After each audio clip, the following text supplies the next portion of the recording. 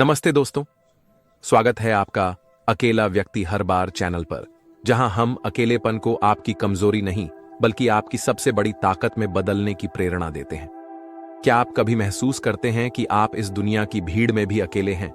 क्या यह अकेलापन आपको तोड़ता है या आपको भीतर से मजबूत करता है? आज हम आपको गौतम बुद्ध की शिक्षाओं की मदद से यह समझाएंगे कि अकेलापन कैसे आत्मज्ञान और शांति की ओर आपका मार्गदर्शन कर सकता है। अकेलापन, डर या अवसर? दोस्तों, अकेलापन सिर्फ एक स्थिति नहीं है, यह एक मौका है। बुद्ध कहते हैं, अपने दीपक स्वयं बनो। इसका अर्थ है कि जब कोई आपके साथ न हो तब भी आप अपनी रोशनी खुद बन सकते हैं। अकेलेपन में ही हम अपनी असली पहचान खोज सकते हैं। जब गौतम बुद्ध ने अपना राजमहल और ऐशो आराम छोड़ा तो वे पूरी तरह से अकेले थे, लेकिन उन्होंने उस अकेलेपन को कमजोरी के बजाय एक अवसर के रूप में देखा। उन्होंने ध्यान और आत्मनिरीक्षण के माध्यम से अपने भीतर की ताकत को पहचान लिया। भगवान बुद्ध का एक बहुत महत्वपूर्ण संदेश था, जो अपनी आत्मा को जीत लेता है वह किसी युद्ध में जीतने वाले से अधिक शक्तिशाली होता है। इससे हमें समझ आता है कि अकेलेपन का सामना करना ही असली जीत है। एक बार एक व्यक्ति बुद्ध के पास गया और बोला, भगवान, मैं अकेला हूं, मेरा जीवन खाली लगता है। बुद्ध ने मुस्कुराते हुए कहा, अकेलापन खाली बर्तन की तरह है। इसे तुम चिंता और दुख से भर सकते हो या शांति और ज्ञान से। यह निर्णय तुम्हारा है।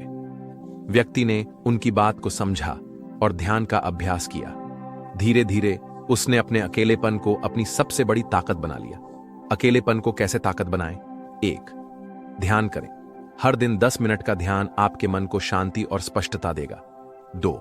लिखें। अपने विचारों और भावनाओं को एक डायरी में लिखें। यह आपको अपनी भावनाओं को बेहतर तरीके से समझने में मदद करेगा। 3. नए कौशल सीखें। अकेलापन आपको खुद पर ध्यान देने का समय देता है। इस समय का उपयोग कुछ नया सीखने के लिए करें। 4. प्रकृति से जुड़ें। अकेलेपन का अनुभव करते समय प्रकृति के साथ समय बिताएं। यह आपको सुकून और नई ऊर्जा देगा। दोस्तों, अकेलापन डरने की चीज नहीं है, यह आपके आत्मज्ञान और विकास का सबसे अच्छा मौका है। अगर यह वीडियो आपके दिल को छू गया हो तो इसे लाइक करें, चैनल अकेला व्यक्ति हर बार को सब्सक्राइब करें और कमेंट में लिखें कि आप अपने अकेलेपन को कैसे देखते हैं। याद रखें, आप अकेले नहीं हैं।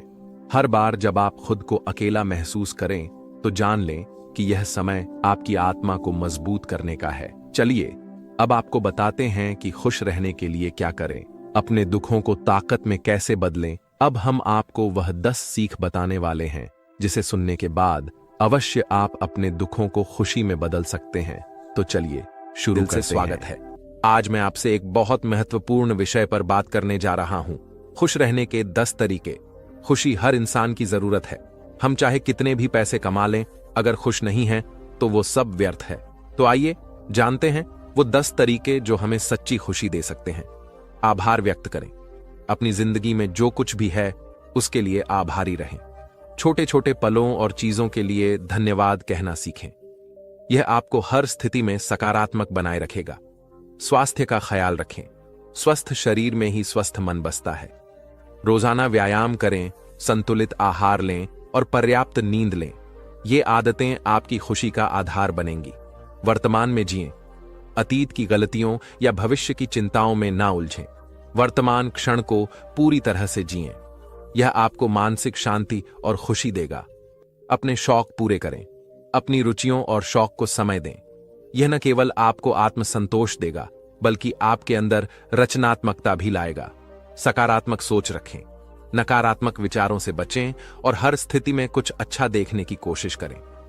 सकारात्मक सोच आपकी ऊर्जा को बढ़ाएगी। सहयोग और परोपकार करें। दूसरों की मदद करें। किसी की मुस्कान का कारण बनना अपने आप में एक बड़ी खुशी है। संबंधों को मजबूत करें। अपने परिवार और दोस्तों के साथ समय बिताएं। अच्छे रिश्ते मानसिक शांति और खुशी का स्रोत होते हैं। सीखने की इच्छा रखें। नई चीजें सीखते रहना आपको प्रेरित और उत्साहित रखेगा। यह आत्मविश्वास और खुशी को बढ़ाने में मदद करता है। ध्यान और प्रार्थना करें। ध्यान और प्रार्थना मन को शांत करते हैं और अंदरूनी खुशी प्रदान करते हैं। यह आपको जीवन की गहराई समझने में मदद करता है। छोटी छोटी खुशियों का आनंद लें। रोजाना की छोटी चीजों में खुशी ढूंढें, जैसे सूरज की पहली किरण, बच्चे की हंसी या एक कप चाय। इन सभी तरीकों को अपने जीवन में अपनाएं और देखिए कि आपकी जिंदगी कैसे बदलती है। खुशी आपके अंदर है, बस इसे पहचानने और अपनाने की जरूरत है। चलिए अब हम आपको खुशी के कुछ मंत्र बताते हैं, एक कहानी के माध्यम से। तो चलिए शुरू करते हैं। प्राचीन भारत की बात है, जब राजकुमार सिद्धार्थ ने राजमहल और उसकी सुख सुविधाओं को त्याग कर सत्य और शांति की खोज के लिए वन का रुख किया। वो खोज रहे थे उस सवाल का उत्तर जिसने उनकी आत्मा को झकझोर दिया था, जीवन का असली अर्थ क्या है। कई सालों तक उन्होंने तपस्या की, कठिन साधना की, लेकिन संतोष और शांति उनसे दूर ही रहे। एक दिन थके हारे सिद्धार्थ एक बोधि वृक्ष के नीचे बैठ गए। उन्होंने निश्चय किया कि जब तक सत्य का साक्षात्कार नहीं होगा वो यहां से नहीं उठेंगे। उस रात चांदनी फैली हुई थी, सारा जंगल शांत था। सिद्धार्थ ने अपनी आंखें बंद की और अपने भीतर झांकने लगे। जैसे जैसे उनकी साधना गहरी होती गई, उन्हें अपने अंदर के अंधकार का सामना करना पड़ा। उनके मन में सवाल उठे, दुख क्यों होता है, इसका अंत कैसे होगा। धीरे धीरे उन्होंने महसूस किया कि दुख का कारण हमारी इच्छाएं हैं। हम बाहरी चीजों में खुशी ढूंढते हैं, लेकिन असली खुशी तो हमारे अंदर है। उन्होंने जाना कि इंसान को केवल वर्तमान में जीना चाहिए, अतीत के पछतावे और भविष्य की चिंता से मुक्त होकर जीवन का आनंद लेना चाहिए। जब सुबह हुई तो सिद्धार्थ को आत्मज्ञान प्राप्त हुआ। अब वे गौतम बुद्ध बन चुके थे। उनकी आंखों में अपार शांति और करुणा थी। उन्होंने महसूस किया कि ज्ञान केवल अपने लिए नहीं बल्कि दूसरों की भलाई के लिए है। इसके बाद बुद्ध ने अपने ज्ञान को फैलाने का कार्य शुरू किया। एक दिन एक महिला उनके पास आई। उसका नाम किसा गौतमी था। वह अपने मृत बच्चे को लेकर रो रही थी। उसने बुद्ध से विनती की, हे भगवान, मेरे बेटे को वापस जीवित कर दीजिए, मैं उसके बिना नहीं जी सकती। बुद्ध ने उसे शांतिपूर्वक देखा और कहा, मैं तुम्हारे बेटे को जीवित कर दूंगा, लेकिन पहले मुझे एक ऐसा घर खोज कर दो जहां कभी किसी की मृत्यु ना हुई हो। किसा गौतमी ने तुरंत खोज शुरू की। वह हर घर गई, लेकिन हर जगह उसे वही जवाब मिला, हमने भी अपनों को खोया है। धीरे धीरे उसे समझ में आया कि मृत्यु जीवन का अटूट हिस्सा है। वह बुद्ध के पास लौटी और बोली, अब मैं समझ गई हूं कि जीवन अनित्य है। मैं अपने दुख को समझकर इसे स्वीकार कर रही हूं। बुद्ध ने मुस्कुराकर कहा, समझ ही मुक्ति है। दुख को स्वीकार कर लेना ही सच्ची शांति का रास्ता है। गौतम बुद्ध की शिक्षाएं हमें सिखाती हैं कि जीवन में हर चीज क्षणिक है, दुख, सुख, जीत, हार, लेकिन सच्ची खुशी हमारे अंदर छिपी है।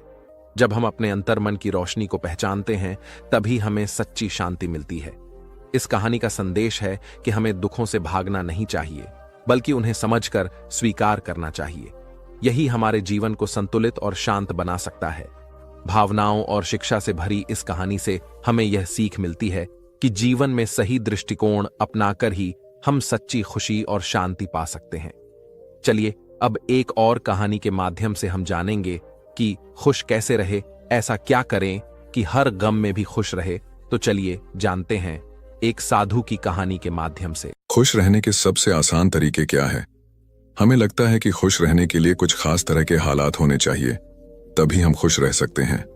हम आपको 10 सीख बताते हैं जिनकी मदद से आप आनंद पा सकते हैं।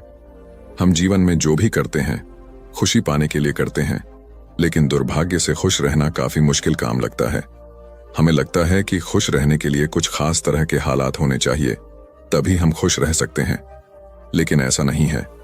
हम बता रहे हैं कुछ आसान से नुस्खे जिन्हें अपनाकर आप हर हाल में हम खुश रह सकते हैं। जब आप बुनियादी रूप से खुश होते हैं, जब आपको खुश रहने के लिए कुछ करना नहीं पड़ता, तो आपके जीवन के हर आयाम में बदलाव आ जाएगा। आपके अनुभवों में और खुद को व्यक्त करने के तरीकों में बदलाव आ जाएगा। आपको पूरी दुनिया बदली हुई लगेगी। आपका अब कोई निहित स्वार्थ नहीं होगा, क्योंकि चाहे आप कुछ करें या ना करें, चाहे आपको कुछ मिले या ना मिले, चाहे कुछ हो या ना हो, आप स्वभाव से ही आनंदित होंगे। जब आप अपने स्वभाव से ही खुश होते हैं, तो आप जो भी करेंगे वह बिल्कुल अलग स्तर पर होगा। तो पहली सीख है, ध्यान रखें कि खुश रहना आपकी बुनियादी जिम्मेदारी है। किसी इंसान की पहली और सबसे महत्वपूर्ण जिम्मेदारी एक खुशमिजाज प्राणी होने की है। खुश रहना जीवन का चरम पहलू नहीं है, यह जीवन का बुनियादी पहलू है। अगर आप खुश नहीं हैं तो आप अपने जीवन में क्या कर सकते हैं? एक बार आप खुश हों तभी दूसरी महान संभावनाएं खुलती हैं। चाहे आप जो भी करें, आप अपने अंदरूनी गुणों को ही विस्तार देते हैं और जगाते हैं, चाहे आप इस बात को पसंद करें या नहीं। हकीकत यही है, जब तक कि कोई महत्वपूर्ण चीज आपके भीतर घटित नहीं होती, आप दुनिया के लिए कुछ बहुत महत्वपूर्ण नहीं कर सकते। इसलिए अगर आप दुनिया के बारे में चिंतित हैं तो पहली चीज आपको यह करनी चाहिए कि खुद को एक खुशमिजाज प्राणी में रूपांतरित करें। दूसरी सीख, पहचानें कि खुशी आपकी मूल प्रकृति है। इससे कोई फर्क नहीं पड़ता कि आप अपने जीवन में क्या कर रहे हैं, चाहे वह कारोबार हो, सत्ता, शिक्षा या सेवा। आप ऐसा इसीलिए कर रहे हैं क्योंकि आपके भीतर कहीं गहराई में एक भावना है कि इससे आपको खुशी मिलेगी। इस धरती पर हम जो कुछ भी करते हैं वह खुश रहने की इच्छा से करते हैं, क्योंकि यह हमारी मूल प्रकृति है। जब आप बच्चे थे तो आप यूं ही खुश थे, वही आपकी प्रकृति है। खुशी का स्रोत आपके भीतर है, आप उसे हमेशा के लिए एक जीवंत अनुभव बना सकते हैं। तीसरी सीख, चीजों का महत्व पहचानें। आज सुबह क्या आपने देखा कि सूर्य बहुत अद्भुत तरीके से उगा? फूल खिले, कोई सितारा नीचे नहीं गिरा, तारामंडल बहुत अच्छी तरह काम कर रहे हैं, सब कुछ व्यवस्थित है। आज समूचा ब्रह्मांड बहुत बढ़िया तरीके से काम कर रहा है, मगर आपके दिमाग में आया किसी विचार का एक कीड़ा आपको यह मानने पर मजबूर कर देता है कि आज बुरा दिन है। कष्ट मुख्य रूप से इसलिए होता है क्योंकि ज्यादातर इंसान इस जीवन के प्रति सही नजरिया खो बैठे हैं। उनकी मनोवैज्ञानिक प्रक्रिया अस्तित्व की प्रक्रिया से कहीं बड़ी हो गई है, या सीधे सीधे कहें तो आपने अपनी रचना को सृष्टा की सृष्टि से कहीं अधिक महत्वपूर्ण बना दिया है। यह सारी पीड़ा का बुनियादी स्रोत है। हम इस बात की पूरी समझ खो बैठे हैं कि यहां जीवित रहने के क्या मायने हैं। आपके दिमाग में आया कोई विचार या आपके मन की कोई भावना फिलहाल आपके अनुभव की प्रकृति को तय करती है, और यह भी हो सकता है कि आपके विचार और भावना का आपके जीवन की सीमित हकीकत से कोई लेना देना न हो। पूरी सृष्टि बहुत बढ़िया तरीके से घटित हो रही है, मगर सिर्फ एक विचार या भावना सब कुछ नष्ट कर सकती है। चौथी सीख है, अपने मन या दिमाग को उसके असली रूप में देखें। जिसे आप मेरा मन कहते हैं वह असल में आपका नहीं है, आपका अपना कोई मन नहीं है। कृपया इस पर ध्यान दें। जिसे आप मेरा मन कहते हैं वह बस समाज का कूड़ेदान है। कोई भी और हर कोई जो आपके पास से गुजरता है वह आपके दिमाग में कुछ ना कुछ डाल जाता है। आप वाकई यह चुन नहीं सकते कि किससे आपको चीजें ग्रहण करनी है और किससे नहीं करनी। अगर आप कहते हैं मुझे यह व्यक्ति पसंद नहीं है, तो आप किसी भी और से ज्यादा उस इंसान से ग्रहण करेंगे। आपके पास कोई चारा नहीं है। अगर आपको इस बात की जानकारी हो कि उसे ठीक करके कैसे इस्तेमाल करना है, तो यह कूड़ेदान उपयोगी हो सकता है। असर और जानकारी का यह ढेर जो आपने जमा किया है वह सिर्फ दुनिया में जीवित रहने के लिए उपयोगी है। आप कौन हैं इससे उसका कोई संबंध नहीं है। पांचवी सीख, मन से अपने बुनियादी अस्तित्व की ओर बढ़ें। जब हम किसी आध्यात्मिक प्रक्रिया की बात करते हैं तो हम मन से अपने बुनियादी अस्तित्व की ओर जाने की बात करते हैं। जीवन का संबंध इस सृष्टि से है जो यहाँ मौजूद है। उसे पूरी तरह जानना और उसके असली रूप में उसका अनुभव करना, अपने मन मुताबिक उसे विकृत न करना ही जीवन है। अगर आप अस्तित्व की हकीकत की ओर बढ़ना चाहते हैं तो सरल शब्दों में आपको बस इस बात का ध्यान रखना होगा कि जो आप सोचते हैं वह महत्वपूर्ण नहीं है, जो आप महसूस करते हैं वह महत्वपूर्ण नहीं है। आप जो सोचते हैं उसका हकीकत से कोई लेना देना नहीं है, उसका जीवन के लिए कोई बड़ा महत्व नहीं है। मन बस उन फालतू चीजों में उलझा रहता है जो आपने कहीं और से इकट्ठा किया है। अगर आपको वह महत्वपूर्ण लगता है तो आप कभी उसके परे नहीं देख पाएंगे। आपका ध्यान स्वाभाविक रूप से उस दिशा में जाता है जिसे आप महत्वपूर्ण मानते हैं। अगर आपके विचार और आपकी भावनाएं आपके लिए अहम हैं तो स्वाभाविक रूप से आपका सारा ध्यान वहीं होगा। मगर यह सिर्फ एक मनोवैज्ञानिक हकीकत है। इसका अस्तित्व में मौजूद चीजों से कोई लेना देना नहीं है। कष्ट हम पर बरसाया नहीं जाता, उसे पैदा किया जाता है, और उसे बनाने वाला कारखाना आपके मन में है। अब इस कारखाने को बंद करने का समय है। छठी सीख, सब कुछ पाने की कोशिश न करें, अभिव्यक्त करना शुरू करें। आज हम इतने जोर शोर से खुशी की तलाश कर रहे हैं कि धरती का जीवन ही खतरे में पड़ गया है। खुशी की तलाश में न रहें, दुनिया में अपनी खुशी को अभिव्यक्त करना जानें। अगर आप मुड़कर अपने जीवन को देखें तो आपके जीवन के सबसे खूबसूरत पल वे थे जब आप अपनी खुशी को अभिव्यक्त कर रहे थे, न कि जब आप उसकी तलाश कर रहे थे। जो आप बचाते हैं वह कभी आपका गुण नहीं होगा, जो आप फैलाते हैं, जो आप बिखेरते हैं, वह आपका गुण होगा। अगर आप अपनी खुशी को बचा बचा कर रखेंगे तो जीवन के अंत में कोई ऐसा नहीं कहेगा, उसने अपने अंदर खुशी का एक एक अंश बचा कर रखा, वह बहुत खुशी के साथ मरा। वे कहेंगे, यह भयानक प्राणी अपनी जिंदगी में कभी मुस्कुराया तक नहीं। लेकिन अगर आप हर दिन अपनी खुशी और प्यार को फैलाएंगे तो लोग कहेंगे, अरे वह एक खुश मिजाज और प्यार करने वाला इंसान था। 7वीं सीख पंटर, सुख और दुख में मुस्कुराइए। सुबह जब आप उठते हैं तो पहली चीज आपको यह करनी चाहिए कि आप मुस्कुराएं। किस पर? किसी पर नहीं, क्योंकि आप जगे, यह कोई छोटी बात नहीं है। लाखों लोग जो कल रात सोए थे आज नहीं उठे, मगर आप और मैं उठे। क्या यह बहुत बढ़िया बात नहीं है कि आप जगे? इसलिए अपने जगने पर मुस्कुराइए। इसके बाद आसपास देखिए और अगर कोई है तो उन्हें देखकर मुस्कुराइए। बहुत सारे लोगों के साथ ऐसा हुआ कि उनका कोई प्रियजन आज सुबह नहीं जगा। आपको जो भी लोग प्यारे हैं वे जगे। वाह, ये तो बहुत अच्छा दिन है ना? फिर बाहर जाइए और पेड़ों को देखिए, वे भी पिछली रात को नष्ट नहीं हुए। बहुत से लोगों को यह अजीब लग सकता है, मगर आपको इसका महत्व तब पता चलेगा जब आपका कोई प्रियजन सुबह नहीं उठेगा। इसका महत्व जानने के लिए तब तक का इंतजार न करें। यह कोई अजीब या हंसने वाली बात नहीं है। यह सबसे कीमती चीज है कि आप जीवित हैं, और जो भी आपके लिए मायने रखता है वह जीवित है। इस दुर्भाग्यपूर्ण रात जब इतने सारे लोग नहीं उठे और कितने सारे लोगों के प्रियजन नहीं उठे, तब आप और आपके प्रियजन उठ पाए। क्या यह शानदार चीज नहीं है? इसका महत्व समझें और कम से कम मुस्कुराएं। कुछ लोगों को प्यार से देखना सीखें। 8वीं सीख, खुद को याद दिलाएं। बहुत से लोगों को यह सब भूलने में बस घंटा भर लगता है और जल्दी ही उनका रेंगने वाला दिमाग किसी को काटने के लिए आतुर हो जाता है। इसलिए हर घंटे खुद को एक खुराक दें, जीवन की अहमियत याद दिलाएं। अगर आप बहुत ही संवेदनहीन हैं तो हर आधे घंटे में खुद को याद दिलाएं। अगर आप भीषण रूप से संवेदनहीन हैं तो खुद को हर 5 मिनट पर याद दिलाएं। अपने आप को याद दिलाने में बस 10 सेकंड लगते हैं। आप इसे बस 2 सेकंड में भी कर सकते हैं। मैं जीवित हूं, तुम जीवित हो, और क्या चाहिए? 9वीं सीख, जो आपके अंदर है उसे बदलें वर्तमान में। आपके जीवन की गुणवत्ता उन कपड़ों से तय नहीं होती जो आप पहनते हैं। वह आपकी शैक्षिक योग्यताओं, आपकी परिवार की स्थिति या आपके बैंक बैलेंस से तय नहीं होती। आपके जीवन की गुणवत्ता इस पर निर्भर करती है कि आप अपने भीतर कितने शांत और खुश हैं। निश्चित रूप से जिसे भोजन नहीं मिलता और जिसके पास जीवित रहने के लिए जरूरी बुनियादी चीजों की कमी है, वह शारीरिक रूप से बहुत कष्ट में होगा। इस पर ध्यान दिए जाने की जरूरत है। ऐसे लोगों के लिए हमें उन बुनियादी चीजों की व्यवस्था करनी होगी, मगर बाकियों के लिए उनकी जरूरतें एक अंतहीन सूची है। आपको लगता है कि कार चला रहा आदमी सड़क पर पैदल चल रहे आदमी से ज्यादा खुश है?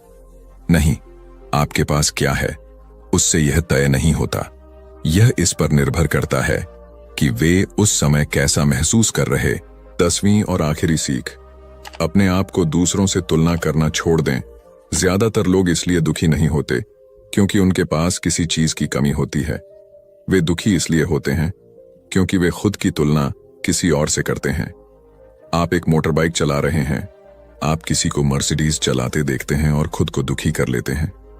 साइकिल पर चलने वाला कोई व्यक्ति आपको मोटर बाइक पर देखता है और यह उसके लिए लिमोसीन है। पैदल चलता कोई व्यक्ति साइकिल को देखकर सोचता है, अरे वाह, अगर मेरे पास सिर्फ यह साइकिल होती तो मैं अपनी जिंदगी में क्या क्या कर लेता। यह एक बेवकूफाना खेल है जो चलता रहता है। जो लोग खुश रहने के लिए बाहरी हालात पर निर्भर रहते हैं, वे कभी अपनी जिंदगी में सच्ची खुशी नहीं महसूस कर पाएंगे।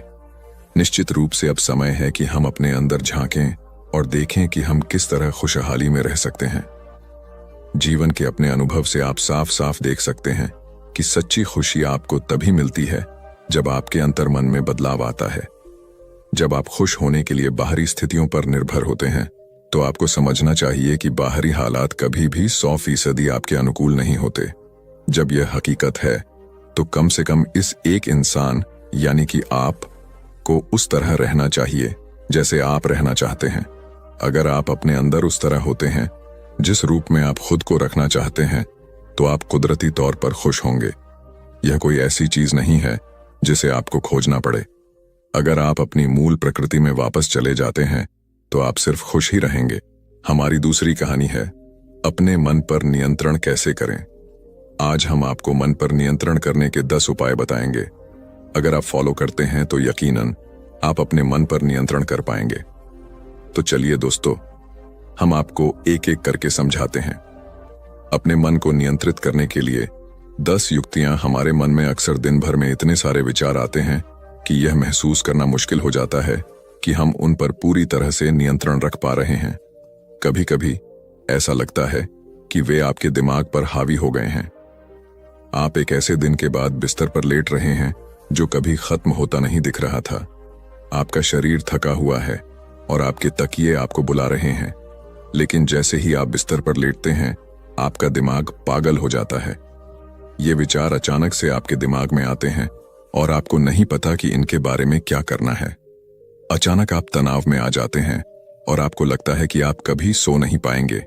तब आपको पता चलेगा कि आपको अपने मन को नियंत्रित करना सीखना होगा।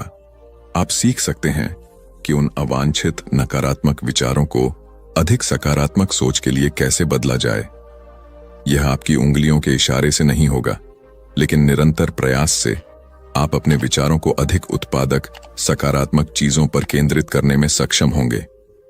आइए जानें कि अपने विचारों को नियंत्रित करना क्यों महत्वपूर्ण है और हमारे विचार हमारे शरीर के बाकी हिस्सों से किस प्रकार जुड़े हुए हैं। अवांछित विचार क्या हैं? हम जानते हैं कि सकारात्मक सोच और आशावाद वास्तव में हमारे स्वास्थ्य और शारीरिक कल्याण में सुधार कर सकते हैं, लेकिन अवांछित विचार हमें नकारात्मक भावनाओं से भर सकते हैं और हमें पराजित महसूस करा सकते हैं। वे हमें अतीत में उलझाकर या भविष्य के बारे में चिंतित महसूस कराकर वर्तमान क्षण से दूर ले जाते हैं। अवांछित विचारों के साथ हम नकारात्मक आत्मचर्चा से जूझ सकते हैं, क्योंकि हम कम आत्मविश्वास महसूस करते हैं, अधिक आत्मसंदेह करते हैं और हमारा आत्मसम्मान कम होता है। कभी कभी ये नकारात्मक विचार स्वतः स्फूर्त लग सकते हैं। शायद किसी बात ने आपको किसी ऐसे दोस्त की याद दिला दी हो जिसे आपने खो दिया हो या कोई अवसर चूक गया हो।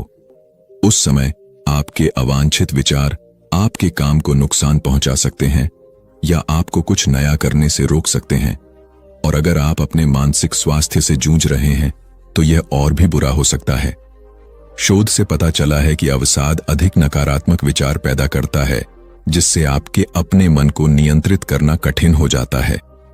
अगर हम अपने विचारों पर नियंत्रण पाने के लिए प्रयास नहीं करते हैं तो हमारे अवांछित विचार हमारे समग्र स्वास्थ्य पर नकारात्मक प्रभाव डाल सकते हैं।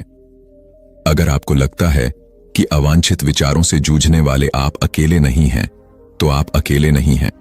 बेटर अप में हमारे कोच स्वस्थ स्वास्थ्य के निर्माण की दिशा में काम करते समय सहायता और मार्गदर्शन प्रदान करते हैं। अवांछित विचारों से दूर अपने मन पर नियंत्रण पाना सीखना आसान नहीं है। इसके लिए कड़ी मेहनत और भरपूर ध्यान की आवश्यकता होती है। कुछ दिनों में आपके अवांछित विचार आप पर भारी पड़ सकते हैं, लेकिन महत्वपूर्ण बात यह है कि आप इस विचार से बचें। क्या आप अपने मन को नियंत्रित कर सकते हैं? क्योंकि आप निश्चित रूप से कर सकते हैं। माइंडफुलनेस, मेडिटेशन और श्वास व्यायाम का अभ्यास करें। अपने आत्मसंवाद में अपमान के स्थान पर सकारात्मक कथनों को शामिल करें। अपने दिमाग को शांत करने के लिए दिन में कुछ समय रुकें। नकारात्मक विचारों को जन्म देने वाली चीजों से बचें, जैसे सोशल मीडिया पर स्क्रॉल करना।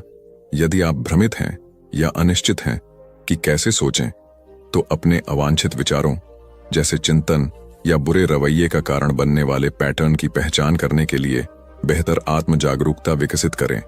अपने भीतर के आलोचक को चुनौती देने और परिस्थितियों के प्रति अपने दृष्टिकोण को बदलकर अधिक सकारात्मक बनने का प्रयास करें। सुनिश्चित करें कि आप व्यायाम करने के बाद या तनावपूर्ण दिन में अपने दिमाग को ठीक से आराम दें। अपने विचारों को डायरी में लिखें और उन्हें बाहर निकालें तथा अपनी भावनाओं को व्यक्त करें। सहायता के लिए किसी चिकित्सक, जीवन प्रशिक्षक या किसी विश्वसनीय मित्र या प्रियजन सीखें कि अपने विचारों को स्वीकार करना ठीक है, लेकिन उन विचारों को छोड़ दें जो आपके उद्देश्य की पूर्ति नहीं करते। नकारात्मक, निराशावादी लोगों की बातें सुनना बंद करें और उनकी सलाह पर ध्यान न दें। जब आप अवांछित विचारों से अभिभूत हो जाएं, तो सकारात्मक कल्पना का अभ्यास करें। अपना ध्यान भटकाएं, चाहे वह किसी दोस्त को कॉल करना हो, कोई शो देखना हो या टहलने जाना हो। कुर्सी पर आराम करती महिला अपने मन को कैसे नियंत्रित करें? अपने मन पर नियंत्रण रखना क्यों महत्वपूर्ण है? अपने मन पर नियंत्रण रखने से हमें अपने अल्पकालिक और दीर्घकालिक लक्ष्यों को प्राप्त करने में मदद मिलती है। यह हमें एक स्पष्ट, आत्मविश्वासी, विकास मानसिकता के साथ पेशेवर और व्यक्तिगत रूप से अपने दिन गुजारने में मदद करता है। जब हमारे मन पर आक्रमण हो रहा हो, तो अपने लक्ष्यों को प्राप्त करना कठिन हो जाता है, विशेषकर तब जब आक्रमण हमारे भीतर से हो रहा हो। ये हमले हमारा ध्यान भटका सकते हैं, हमें खुद पर संदेह करवा सकते हैं और हमारी प्रगति को पटरी से उतार सकते हैं। लेकिन आप जिस चीज पर ध्यान देते हैं, उसका असर आपके जीवन पर पड़ता है। अगर आप अपने नकारात्मक विचारों को दूर करना सीख जाते हैं, तो आपके लिए सकारात्मक सोच बनाए रखना आसान हो जाएगा। नकारात्मक सोच से बचने पर अपना ध्यान केंद्रित करने की कोशिश करें।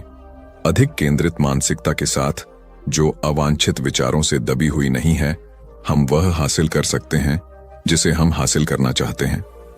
कभी कभी हमें अपने मन को उन विचारों से दूर रखना पड़ता है जो सकारात्मक लगते हैं, लेकिन वास्तव में हमें किसी नकारात्मक या परेशान करने वाली चीज की ओर ले जा सकते हैं। अपने परिवेश के बारे में यथार्थवादी होना और स्वस्थ आशावादी होना महत्वपूर्ण है। बहुत ज्यादा सकारात्मक होना, इस हद तक कि यह विषाक्त हो जाए, हमारे दिमाग के लिए भी अच्छा नहीं है। इसे पहचानना और नियंत्रित करना उतना ही महत्वपूर्ण है जितना कि अपने अवांछित विचारों को प्रबंधित करना। अपने मन को नियंत्रित करने के क्या लाभ हैं? अपने विचारों पर नियंत्रण रखने से आपको कई अलग अलग लाभ मिलते हैं जो आपके जीवन के हर पहलू को प्रभावित करते हैं। हमारा मानव मस्तिष्क पेशेवर और व्यक्तिगत दोनों तरह से कड़ी मेहनत करता है, इसलिए अपने मन को नियंत्रित करने के लाभ बहुत दूर तक फैले हुए हैं। अपनी भावनाओं को स्वस्थ तरीके से नियंत्रित करने में सक्षम होने से हमें अपने कार्यों को नियंत्रित करने में मदद मिलती है। हम हर दिन कई तरह की भावनाओं को महसूस करते हैं और उन्हें व्यक्त करना महत्वपूर्ण है, लेकिन नियंत्रण छोड़ना सीखना भी महत्वपूर्ण है, और यह हमें उन विचलित करने वाले या अवांछित विचारों से छुटकारा पाने में मदद करेगा। अपने मन को नियंत्रित करने से आपको 8 लाभ मिल सकते हैं। आप अपने रिश्तों में सीमाएं तय करना जानते हैं, क्योंकि आप जानते हैं कि आपको क्या चाहिए और क्या चाहिए। आपके विचार अधिक उद्देश्यपूर्ण और सार्थक हैं। आप जीवन में अधिक स्वस्थ और खुशहाल जीवन विकसित कर सकते हैं। आप अपने सामने आने वाली किसी भी चुनौती पर रचनात्मक, प्रभावी तरीके से विजय प्राप्त कर सकते हैं। निर्णय लेने के मामले में आपके पास अधिक अंतर्दृष्टि है। आप में आत्म जागरूकता की भावना अधिक होती है। आप रात को बेहतर नींद लेते हैं क्योंकि आपका मन शांत रहता है। आप अपने विचारों के प्रति सजग हैं, चाहे वे सकारात्मक हों या नकारात्मक। हम कई स्थितियों में सावधान और नियंत्रण में रहने का अनुभव कर सकते हैं। काम पर समय प्रबंधन की अच्छी समझ होना ऐसा सिर्फ इसलिए नहीं होता कि हम अपने कैलेंडर का सही इस्तेमाल करते हैं। ऐसा इसलिए होता है क्योंकि हम अपने ऊर्जा स्तर, विचारों और कार्यों के प्रति, भावनाओं के प्रति सजग रहते हैं।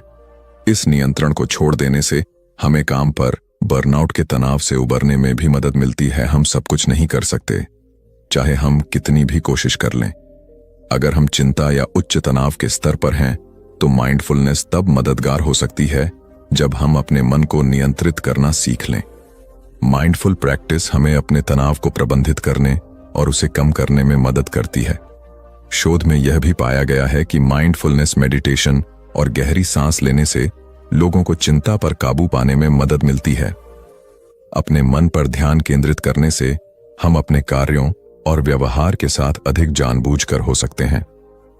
मन, शरीर और भावनाओं के बीच संबंध हमने अपने विचारों के बारे में बहुत बात की है।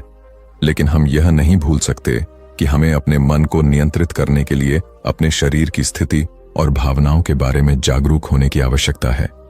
चूंकि हमारा मन, शरीर और भावनाएं सभी एक दूसरे से जुड़े हुए हैं, इसलिए हमें अपने संपूर्ण व्यक्तित्व के बारे में सोचना होगा।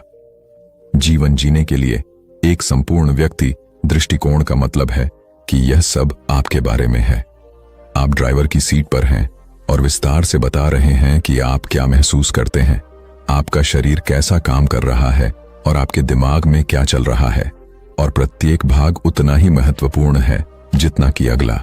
जब आप अपने अवचेतन मन को नियंत्रित करना सीखने की कोशिश कर रहे हैं और इसके विपरीत, तो आप अपने भौतिक शरीर को कैसा महसूस होता है इसकी उपेक्षा नहीं कर सकते।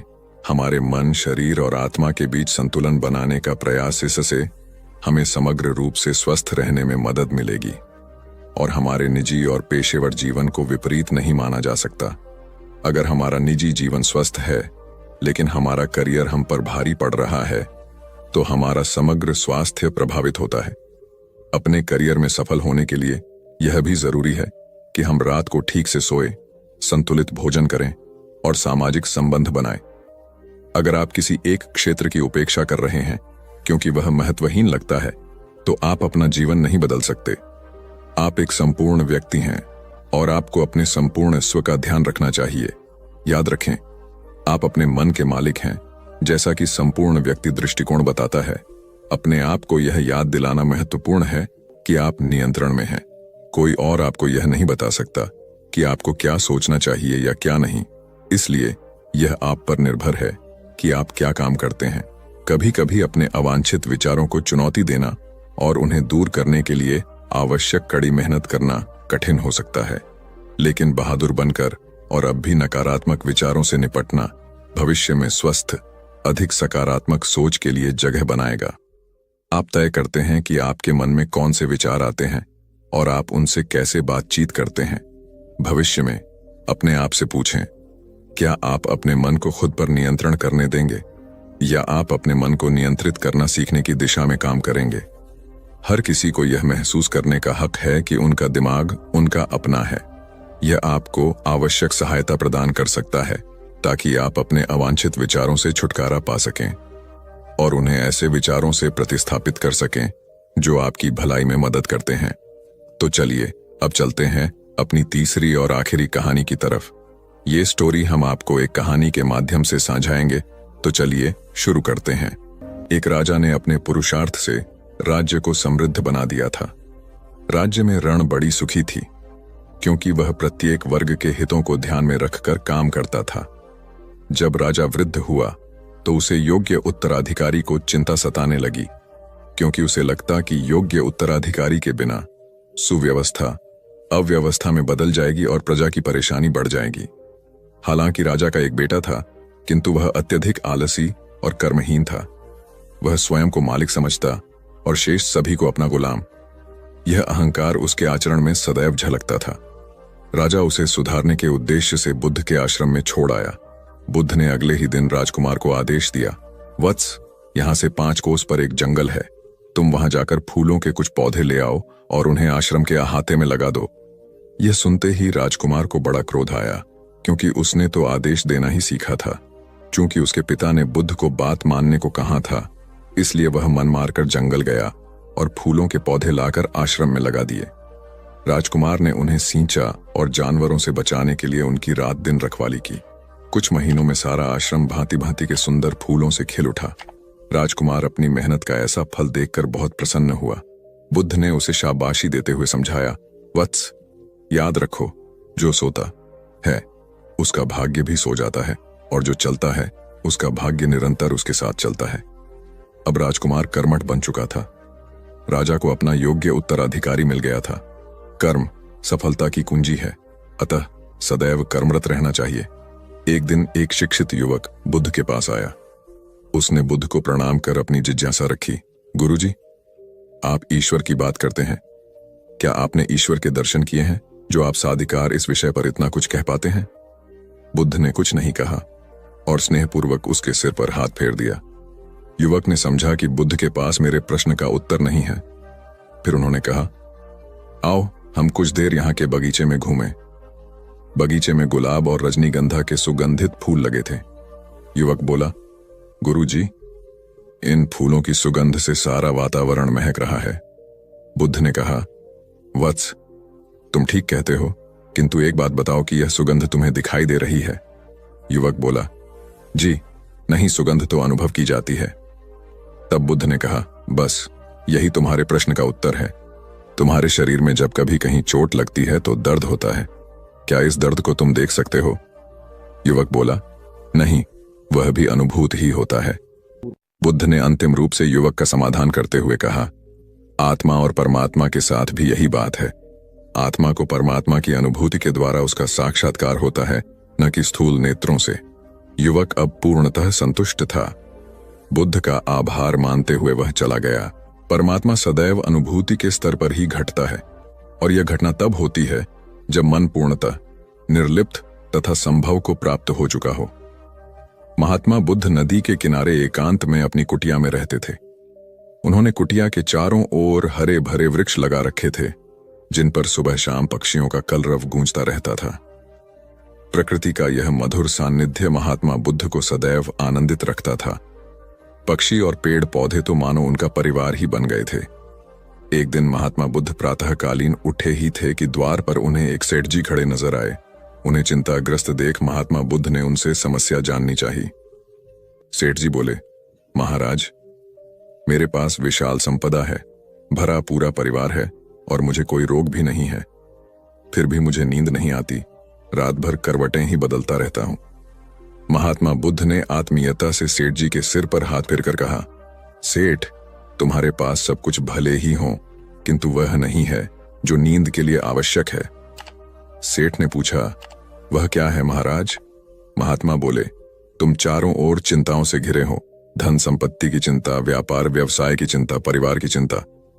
स्मरण रखो कि चिंता चयन में शत्रुता है। सेठ ने इससे बचने का उपाय पूछा तो उन्होंने कहा, तुम प्रकृति से शिक्षा ग्रहण करो। पेड़ पौधे, फूल, पानी और प्रकाश के रूप में उसकी अनंत संपदा चारों ओर बिखरी हुई है, किंतु वह चिंता मुक्त है। अपनी इस दौलत को पूरी दुनिया पर दोनों हाथों से सत्य लुटाती रहती है। तुम यदि उससे प्रेरणा लेकर अपना जीवन भी उसके अनुरूप बना लोगे तो तुम्हें न केवल नींद आएगी बल्कि अतीव शांति महसूस होगी। सेठ ने महात्मा बुद्ध की बात का मर्म समझा और लोक कल्याण की राह पर चल पड़ा।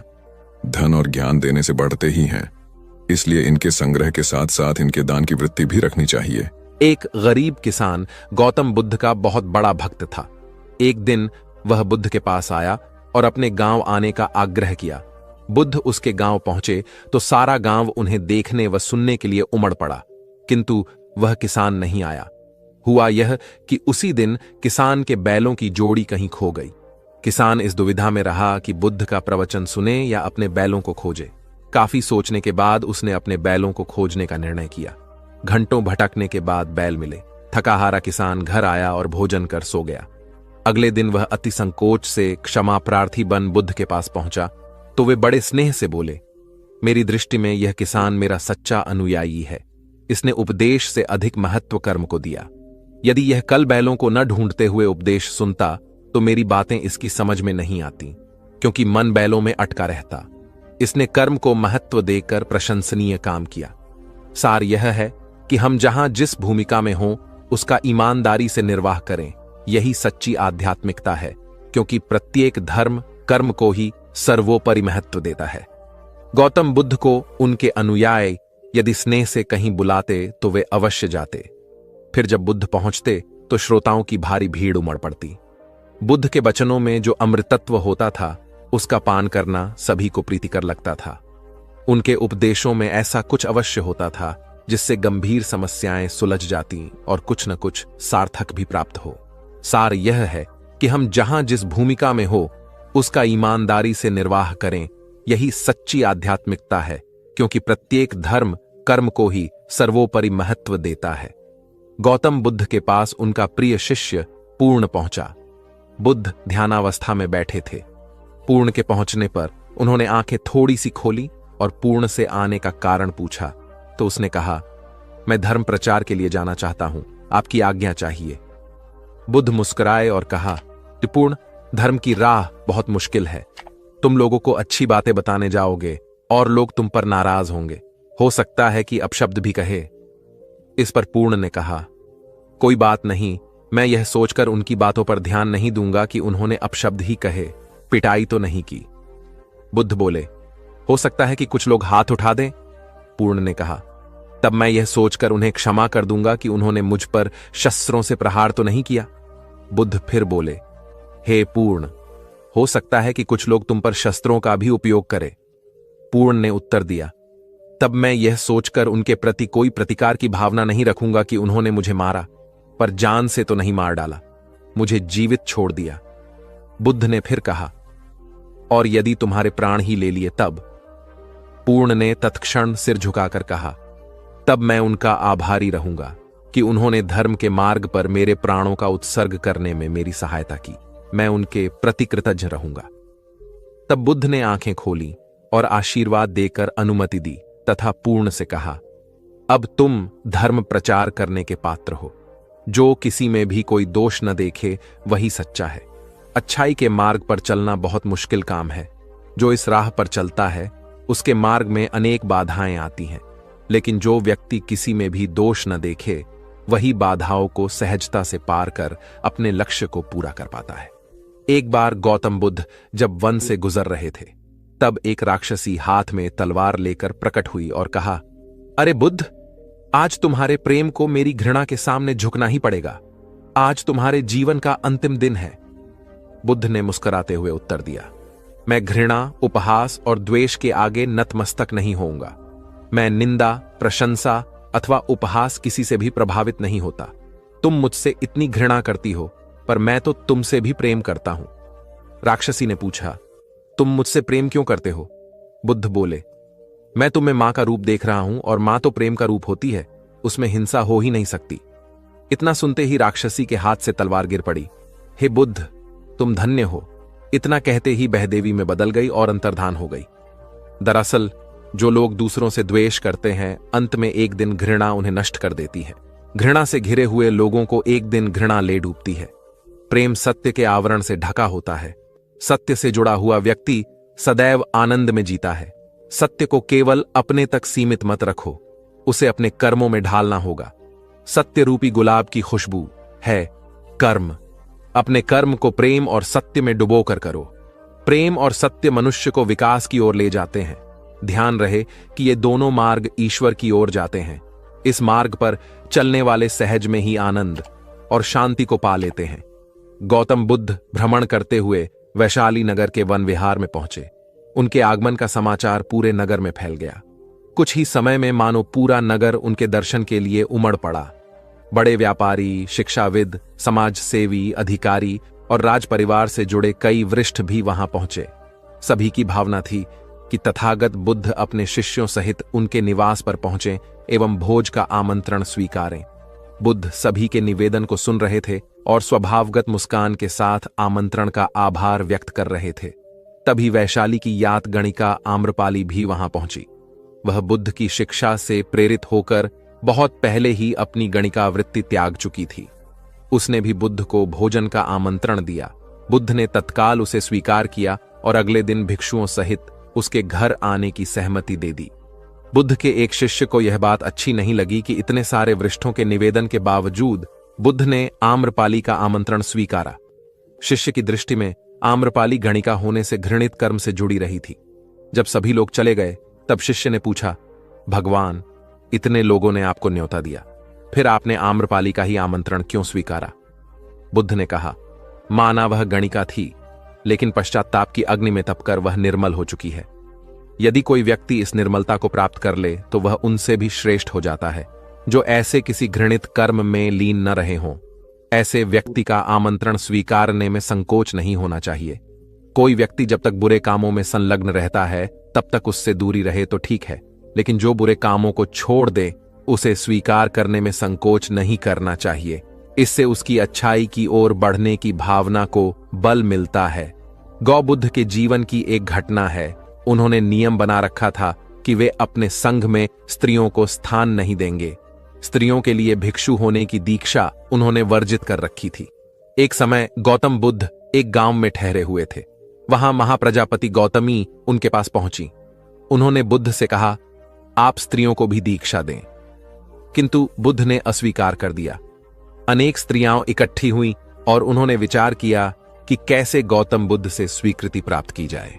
स्त्रियों ने निर्णय लिया कि स्वयं सेविकाएं बनकर गौतम बुद्ध के समक्ष पहुंचा जाए। गौतमी ने अपने बाल काटे, भिक्षु के वस्त्र पहने और अनेक स्त्रियों के साथ बुद्ध के सामने पहुंच गई। उनकी यह मांग थी कि स्त्रियों को भी दीक्षा दी जाए। बुद्ध ने उनकी बात को स्वीकार नहीं किया। स्त्रियां निराश हुईं। जब बुद्ध के एक शिष्य आनंद ने स्त्रियों को देखा, उनके पांव सूजे हुए थे, उन पर धूल चढ़ी हुई थी, उनकी आंखों से आंसू बह रहे थे। उन्होंने पूछा, क्या बात है? स्त्रियों ने कहा, बुद्ध उनके धर्म और नियम के अनुसार हमें भिक्षु होने की दीक्षा नहीं दे रहे हैं। जब आनंद ने व्यक्तिगत रूप से बुद्ध से निवेदन किया, बुद्ध को उन्होंने याद दिलाया, इस समय यह सामाजिक मान्यता है कि स्त्रियां मोक्ष की अधिकारी नहीं हैं, पुरुषों के मुकाबले निम्न हैं। तो क्या आप भी यह मानते हैं और इसलिए उन्हें दीक्षित नहीं कर रहे हैं? बुद्ध का उत्तर था, मुझे गलत न समझा जाए। मेरी मान्यता है कि पुरुष की तरह ही स्त्री भी निर्वाण प्राप्त कर सकती है, लेकिन मैं कुछ व्यावहारिक कारणों से स्त्रियों को संघ में शामिल करने और दीक्षा देने की स्वीकृति प्रदान नहीं कर रहा हूं। आनंद का उत्तर था, सिद्धांत और व्यवहार में परिवर्तन करना चाहिए। बुद्ध को बात जच गई और उन्होंने यह घोषणा की, जो स्त्रियां भिक्षु होना चाहेंगी उन्हें कुछ नियमों का पालन करना होगा। स्त्रियों ने स्वीकार किया और तब से स्त्रियां भी बौद्ध बनने लगीं। गौतम बुद्ध एक बार अपने शिष्यों के साथ प्रवास पर निकले। एक नगर से दूसरे नगर तक जाने की राह में वन पड़ता था। वन क्षेत्र में प्रवेश करने के साथ ही कुछ दूर चलने पर बुद्ध एक जगह रुक गए। पीछे आ रहे शिष्यों का समूह भी उन्हें देख उसी स्थान पर रुका, लेकिन वहां रुके रहना शिष्यों के लिए मुश्किल हो गया, क्योंकि सामने एक क्षत विक्षत शव पड़ा था और उसकी दुर्गंध वातावरण में फैल रही थी। शिष्यों ने अपने वस्त्र से नाक बंद कर ली, लेकिन बुद्ध शव की ओर टकटकी लगाए देखते रहे। एक शिष्य ने साहस कर विनम्रतापूर्वक गौतम बुद्ध से अनुरोध किया, भगवान, यहां से शीघ्र चलना ही उचित होगा। यहां शव पड़ा है और बहुत दुर्गंध आ रही है। बुद्ध मुस्कुराए और शिष्यों की ओर उन्मुख होते हुए बोले, बताइए, इस सब में सौंदर्य दिखाई देता है? शिष्यों ने कहा, भगवान, यह कैसा प्रश्न है? सौंदर्य और शव में? जीवन था तब तक सौंदर्य, अब तो सब समाप्त हो गया। बुद्ध ने शव की ओर इशारा करके बताया, देखो, जब कभी यह व्यक्ति जीवित रहा होगा, इसकी दंत पंक्तियां अद्वितीय रही होंगी। मृत्यु के बाद भी इसके दंत देखकर यही साबित होता है। वहां खड़े सभी शिष्यों ने दृष्टि डाली तो पाया बुद्ध सही कह रहे थे। तब शिष्यों को भान हुआ कि शव में भी अच्छाई हो सकती है। दरअसल सौंदर्य निर्जीव में भी नजर आ सकता है। केवल शर्त यह है कि दृष्टि बुद्ध के समान बुराई में भी अच्छाई देखने वाली होनी चाहिए। गुलाब की एक शाखा में फूल की तुलना में कांटे ही अधिक होते हैं, पर हम फूल चुनते हैं, कांटे नहीं। ठीक इसी तरह किसी में 100 बुराइयां नहीं, अच्छाई देखनी चाहिए। प्राचीन सियालकोट में एक बार बौद्धों का बहुत बड़ा भिक्षु संघ आया। इस संघ को एक ऐसे वेद पाठी ब्राह्मण के विषय में झांत हुआ जो इतना रूढ़िवादी था कि किसी अवैदिक पंडित की छाया भी स्वयं पर नहीं पड़ने देता था। उसे सुधारने का बीड़ा एक भिक्षु ने उठाया। अगले दिन वह अपना भिक्षा पात्र लेकर ब्राह्मण के घर पहुंच गया और पूछा, कुछ आहार पानी की सुविधा है? उसकी बात सुनकर घर के सभी लोग मौन रहे और उसकी ओर घृणा की दृष्टि से देखा। भिक्षु लौट आया। दूसरे दिन फिर गया और वही प्रश्न दोहराया। इस बार भी उसे चुप्पी और तिरस्कार का सामना करना पड़ा। वह पुनः लौट गया। एक दिन जब वह ब्राह्मण के घर पहुंचा तो ब्राह्मण वहां नहीं था। नित्य आने जाने से ब्राह्मणी का मन पसीज गया। वह बोली, मैं तो तुम्हें आहार पानी दे दूं, किंतु पंडित जी की नाराजगी के कारण विवश हूं। भिक्षु ने कहा, कोई बात नहीं बहन, मैं अपना काम करता हूं, तुम अपना काम करो। वापस लौटते हुए भिक्षु को ब्राह्मण मिल गया। उसने भिक्षु को खूब खरी खोटी सुनाई। तब भिक्षु ने कहा, इतने दिनों तक आपके घर से कुछ नहीं मिला, किंतु आज आपकी पत्नी ने नहीं दी है। अब किसी दिन हां भी मिल जाएगा। ब्राह्मण थोड़ा शांत हुआ और बोला, यह क्रम कब तक जारी रखोगे? भिक्षु ने उत्तर दिया, जब तक जीवित हूं। उसका धैर्य देख ब्राह्मण का अहंकार पिघल गया और उसने भिक्षु से क्षमा मांगी। वस्तुतः धैर्य व सहिष्णुता के बल पर बड़ी से बड़ी प्रतिकूलता को अनुकूलता में बदला जा सकता है।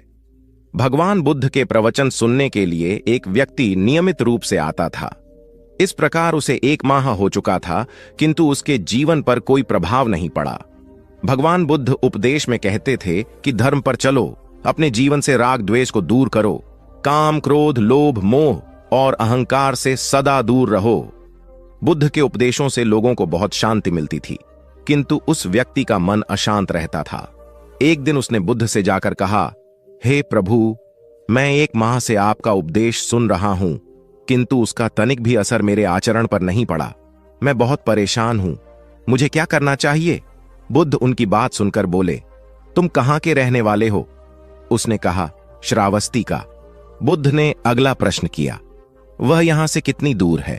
उसने अनुमान से बता दिया। बुद्ध ने पुनः जिज्ञासा प्रकट की, कितना समय लगता है? उस व्यक्ति ने हिसाब लगाकर बता दिया। बुद्ध ने कहा, अब बताओ कि क्या तुम यहां पर बैठे बैठे ही अपने घर पहुंच सकते हो? उसने कहा, यह कैसे हो सकता है? वहां पहुंचने के लिए तो चलना होगा। तब बुद्ध ने बड़े प्रेम से उसे समझाया, जैसे चलने पर ही पहुंचा जा सकता है, वैसे ही अच्छी बातों पर अमल करने से ही लाभ होता है। हे प्यारे, तुम मेरे ज्ञान के साथ अपने कर्म को जोड़ दो, तब तुमको उत्तम फल मिलेगा। उस व्यक्ति को अपनी गलती समझ में आ गई। उसने अपने जीवन में सुधार कर लिया, जिससे उसका जीवन सदाचारी बन गया। एक छोटी सी नदी थी, उसके दोनों किनारों पर लोग रहते थे। नदी के पानी से दोनों ओर के लोग अपना अपना काम चलाते थे और सुखमय जीवन बिताते थे। एक बार संयोग से पानी को लेकर दोनों पक्षों में तनातनी हो गई। वे एक दूसरे पर आरोप लगा रहे थे कि तुम ज्यादा पानी ले रहे हो। जब आपसी बातचीत में मामला नहीं निपटा तो वे मरने मारने पर उतारू हो गए। उनके पास जो भी हथियार थे उन्हें तत्काल निकाल लाए और एक दूसरे पर टूट पड़ने को आमादा हो गए। तभी किसी ने जाकर भगवान बुद्ध को सूचना दी। उन्होंने दोनों पक्षों के प्रतिनिधियों को बुलाया और तकरार का कारण पूछा। दोनों प्रतिनिधियों ने अपना अपना पक्ष रखा। बुद्ध ने दोनों की बातें सुनी और मुस्कुराकर कहा, तो तुम लोग क्या करोगे? दोनों प्रतिनिधियों ने आवेश में आकर कहा, हम खून की नदियां बहा देंगे। भगवान बुद्ध ने कहा, तो तुम्हें खून चाहिए? उन लोगों ने हतप्रभ होकर बुद्ध की ओर देखा, फिर बोले, नहीं, हमें पानी चाहिए। भगवान बुद्ध ने कहा, तो तुम्हें खून चाहिए? उन लोगों ने हतप्रभ होकर बुद्ध की ओर देखा, फिर बोले, नहीं, हमें पानी चाहिए। तब सहज भाव से बुद्ध ने कहा, खून बहाकर खून मिलेगा, पानी कैसे पाओगे? कुछ ठहर कर आगे बुद्ध बोले, याद रखो, हिंसा हिंसा को बढ़ाती है, बैर बैर को बढ़ाता है। नदी से ही सीख लो कि वह किसी से लड़ती नहीं, वह निश्चल भाव से अपने जल का सभी के लिए दान करती है। बुद्ध के शब्दों ने जादू जैसा काम किया और दोनों पक्षों की समस्या का सहज रूप से समाधान हो गया। दोनों पक्ष मिल बांटकर पानी का उपयोग करने लगे। कुल बुद्ध एक दिन वैशाली में प्रवचन दे रहे थे। विशाल जनसमूह उन्हें अत्यंत शांति और तन्मयता से सुन रहा था। कहीं कोई शोर नहीं था, मात्र बुद्ध की वाणी गूंज रही थी। बुद्ध के शिष्यों के साथ उपस्थित लोग बुद्ध के अमृत वचनों का पान पूर्ण एकाग्रता से कर रहे थे। तभी उस शांत वातावरण में खलल उत्पन्न करती एक व्यक्ति की जोरदार आवाज आई, आज मुझे सभा में बैठने की अनुमति क्यों नहीं दी गई? बुद्ध उस व्यक्ति का चिल्लाना सुनकर भी मौन रहे। उस व्यक्ति ने पुनः चिल्लाकर यही प्रश्न पूछा। बुद्ध ने नेत्र बंद कर लिए। उनका एक शिष्य बोल उठा, भगवान, बाहर खड़े अपने इस शिष्य को अंदर आने की अनुमति दीजिए। बुद्ध ने नेत्र खोलकर कहा, नहीं, यह अस्पृश्य है। शिष्यगण बुद्ध के मुंह से अस्पृश्य शब्द सुनकर विस्मित हुए और उन्होंने पूछा, वह अस्पृश्य क्यों? कैसे?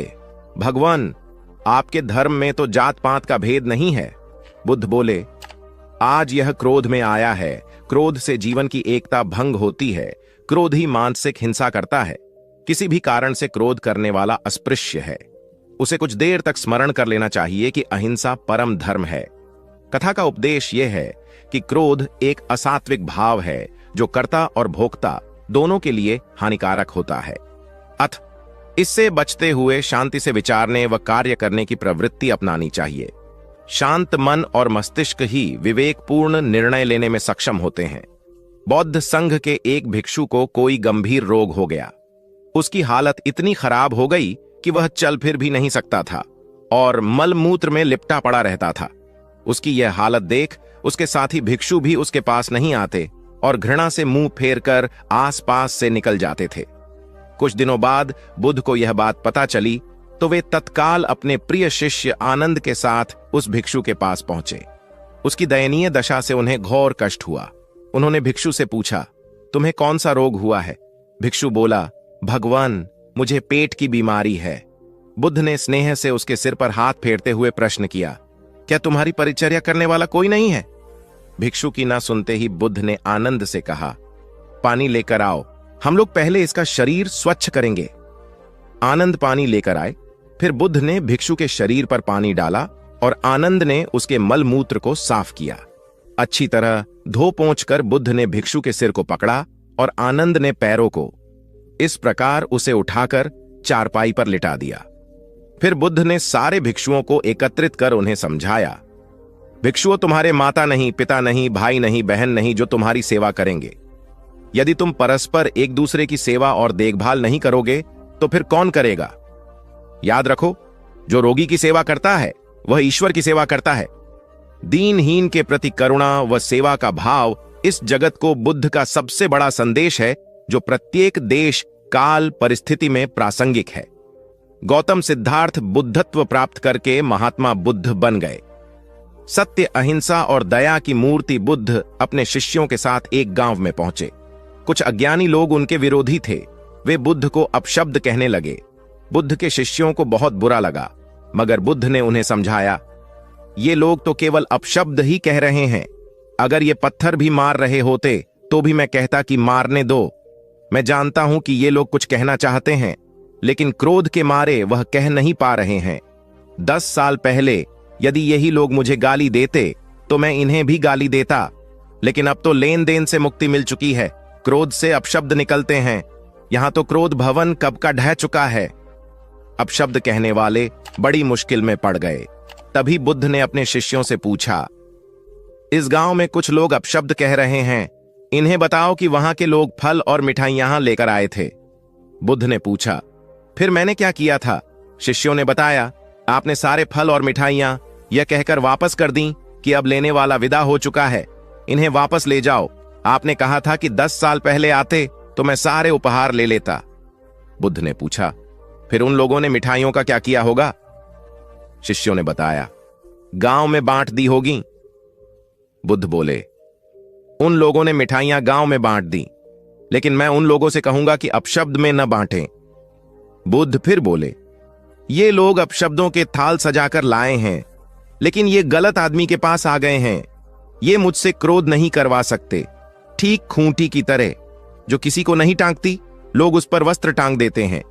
एक बार जैतवन के सभी ग्रामवासी भगवान बुद्ध के दर्शन करने और उपदेश सुनने के लिए एकत्र हुए।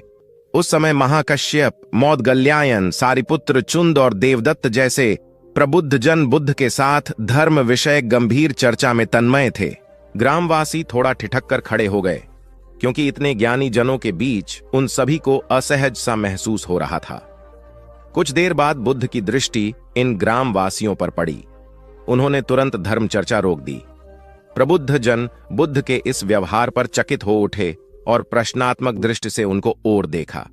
बुद्ध अनाथ पिंडक नामक जिज्ञासु से बोले, भद्र, उठो, सामने ब्राह्मण मंडली खड़ी है, उन्हें आसन दो और आतिथ्य की सामग्री ले आओ। अनाथ पिंडक ने पीछे मुड़कर देखा तो उसे ब्राह्मण मंडली तो कहीं नहीं दिखी। मैले कुचैले या फटे वस्त्रों में खड़े ग्रामवासियों का झुंड दिखाई दिया। पिंडक ने शक्ति स्वर में कहा, देव, उन लोगों में एक भी ब्राह्मण नहीं है। ये सभी तो निम्न जाति के हैं, कई तो इनमें शूद्र हैं। बुद्ध गंभीर होकर बोले, पिंडक, जो व्यक्ति सदा श्रद्धावान है वह ब्राह्मण ही है। ये लोग प्रयोजन के लिए भावयुक्त होकर आए हैं, इसलिए इस समय तो ये ब्राह्मण ही हैं। अत तुम इनका समुचित सत्कार करो। कथा का इंगित यह है कि व्यक्ति जन्म से नहीं, कर्म से ब्राह्मण होता है। जो सद्गुणी हों और सत्कर्मी हों, वे शूद्र जाति में जन्मने के बावजूद ब्राह्मण हैं तथा उसी रूप में उनका आदर किया जाना चाहिए। यदि जीवन का संतुलन बिगड़ा और थकान आई तो समझ लीजिए कि बीमारी आई, और यदि वापस ऊर्जा अर्जित करने के लिए विश्राम किया जा रहा है तो ऐसी थकान वरदान भी साबित हो सकती है। इन दिनों जिस तरह की हमारी जीवन शैली है, इसमें असंतुलन बहुत अधिक है। सुबह उठने से लेकर रात को सोने तक शरीर की कुछ नियमित क्रियाएं हैं, आदमी उसे भूल गया है। गौतम बुद्ध बहुत काम करते पर कभी थकते नहीं थे। आज भी कई साधु संत उतना ही परिश्रम कर रहे हैं जितना एक कॉर्पोरेट जगत का सफल व्यक्ति करता है, और जब वे रात को सोते हैं तो पूरी बेफिक्री के साथ। बुद्ध से उनके शिष्यों ने एक बार पूछा था, आप थकते नहीं? बुद्ध का उत्तर था, जब मैं कुछ करता ही नहीं तो थकूंगा कैसे? बात सुनने में अजीब लगती है लेकिन है बड़ी गहरी। अध्यात्म ने इसे साक्षी भाव कहा है। स्वयं को करते हुए देखना, यह वह स्थिति होती है जब तन सक्रिय और मन विश्राम की मुद्रा में होता है। आज ज्यादातर लोग असमय अकारण थक जाते हैं, जिसका एक बड़ा कारण असंतुलित जीवन है। एक होता है थकान को महसूस करना और दूसरा है स्वाभाविक थकान। जिस समय आपकी रुचियों, इच्छाओं और मूल स्वभाव में धीमापन आने लगे, अकारण चिड़चिड़ाहट हो जाए, समझ लें कि यह थकान बीमारी है। इसलिए प्रतिदिन योग, प्राणायाम और ध्यान करें। ये क्रियाएं अपने आप में एक विश्राम हैं। करने वाला कोई और है, हम तो महज उसके हाथों की कठपुतली हैं। यह मनोभाव भी थकान को मिटाएगा। क्या दिक्कत है ऐसा सोच लेने में? महात्मा बुद्ध ज्ञान प्राप्ति के लिए घोर तप में लगे थे। उन्होंने शरीर को काफी कष्ट दिया, यात्राएं की, घने जंगलों में कठिन साधना की, पर आत्मज्ञान की प्राप्ति नहीं हुई। निराश हो बुद्ध सोचने लगे, मैंने अभी तक कुछ भी प्राप्त नहीं किया, अब आगे क्या कर पाऊंगा? निराशा, अविश्वास के इन नकारात्मक भावों ने उन्हें क्षुब्ध कर दिया। कुछ ही क्षणों के बाद उन्हें प्यास लगी। वे थोड़ी दूर स्थित एक झील तक पहुंचे। वहां उन्होंने एक दृश्य देखा कि एक नन्ही सी गिलहरी के 2 बच्चे झील में डूब गए। पहले तो वह गिलहरी जड़वत बैठी रही, फिर कुछ देर बाद उठकर झील के पास गई, अपना सारा शरीर झील के पानी में भिगोया और फिर बाहर आकर पानी झाड़ने लगी। ऐसा वह बार बार करने लगी। बुद्ध सोचने लगे कि इस गिलहरी का प्रयास कितना मूर्खतापूर्ण है। क्या कभी यह इस झील को सुखा सकेगी? किंतु गिलहरी का यह क्रम लगातार जारी था। बुद्ध को लगा मानो गिलहरी कह रही हो कि यह झील कभी खाली होगी या नहीं, यह मैं नहीं जानती, किंतु मैं अपना प्रयास नहीं छोड़ूंगी। अतः उस छोटी सी गिलहरी ने भगवान बुद्ध को अपने लक्ष्य मार्ग से विचलित होने से बचा लिया। वे सोचने लगे कि जब यह नन्ही गिलहरी अपने लघु सामर्थ्य से झील को सुखा देने के लिए दृढ़ संकल्पित है तो मुझ में क्या कमी है? मैं तो इससे 1000 गुना अधिक क्षमता रखता हूं।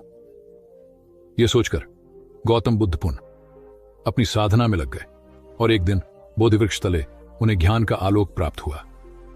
यह कथा असफलता के बावजूद प्रयासों की निरंतरता पर बल देती है। यदि हम प्रयास करना न छोड़े तो एक न एक दिन लक्ष्य की प्राप्ति हो ही जाती है। बुद्ध अपने साधना काल में एक निर्जन स्थान पर ध्यान मग्न बैठे थे। इसी स्थान पर एक यक्ष का वास था। यह बात बुद्ध को झांत नहीं थी। वे तो वहां पहुंचे और शांत वातावरण देखकर ध्यान मग्न हो गए। उस समय यक्ष वहां पर नहीं था। रात होने पर जब वह आया तो उस स्थान पर एक अनजान व्यक्ति को देखकर आग बबूला हो गया। बड़े जोर से वह दहाड़ा, किंतु बुद्ध का ध्यान भंग नहीं हुआ। यक्ष ने उन्हें हाथी का रूप धारण कर डराना चाहा, किंतु बुद्ध यथावत ध्यान मग्न बैठे रहे। उसने बुद्ध को डराने के लिए क्रमशः शेर, चीता, बाघ आदि का रूप धारण किया, किंतु बुद्ध अविचलित ही बने रहे।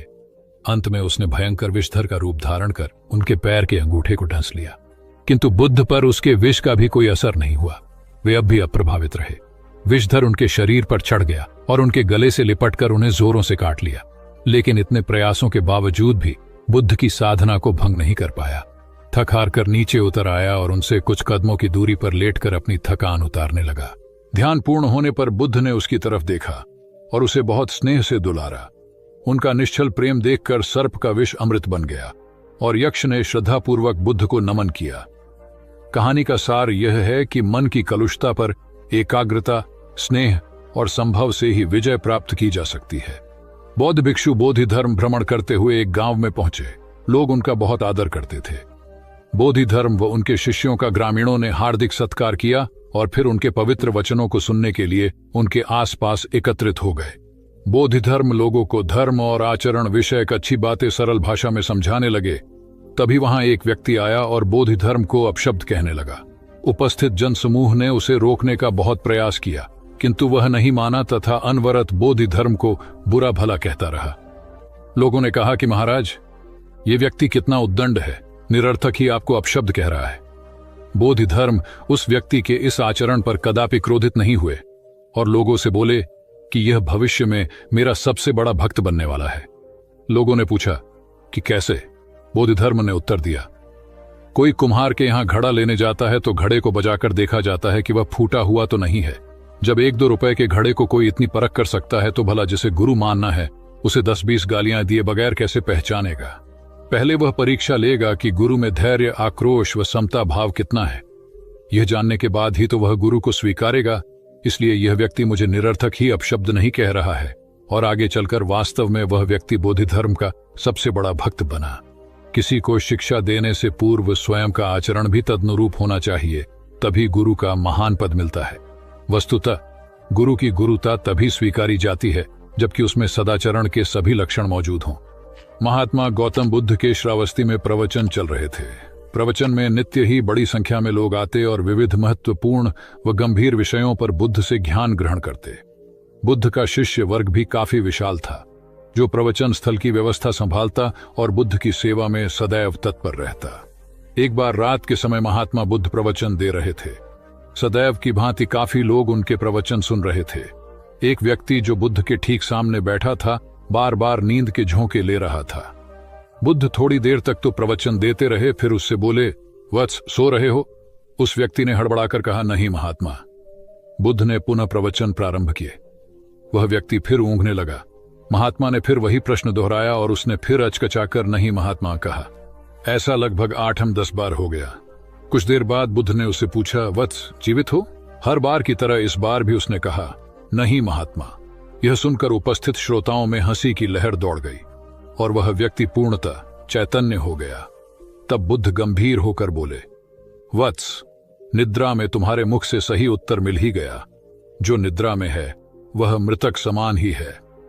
महात्मा बुद्ध का संकेत था कि गुरु से ज्ञान ग्रहण करते वक्त सजगता अत्यंत आवश्यक है।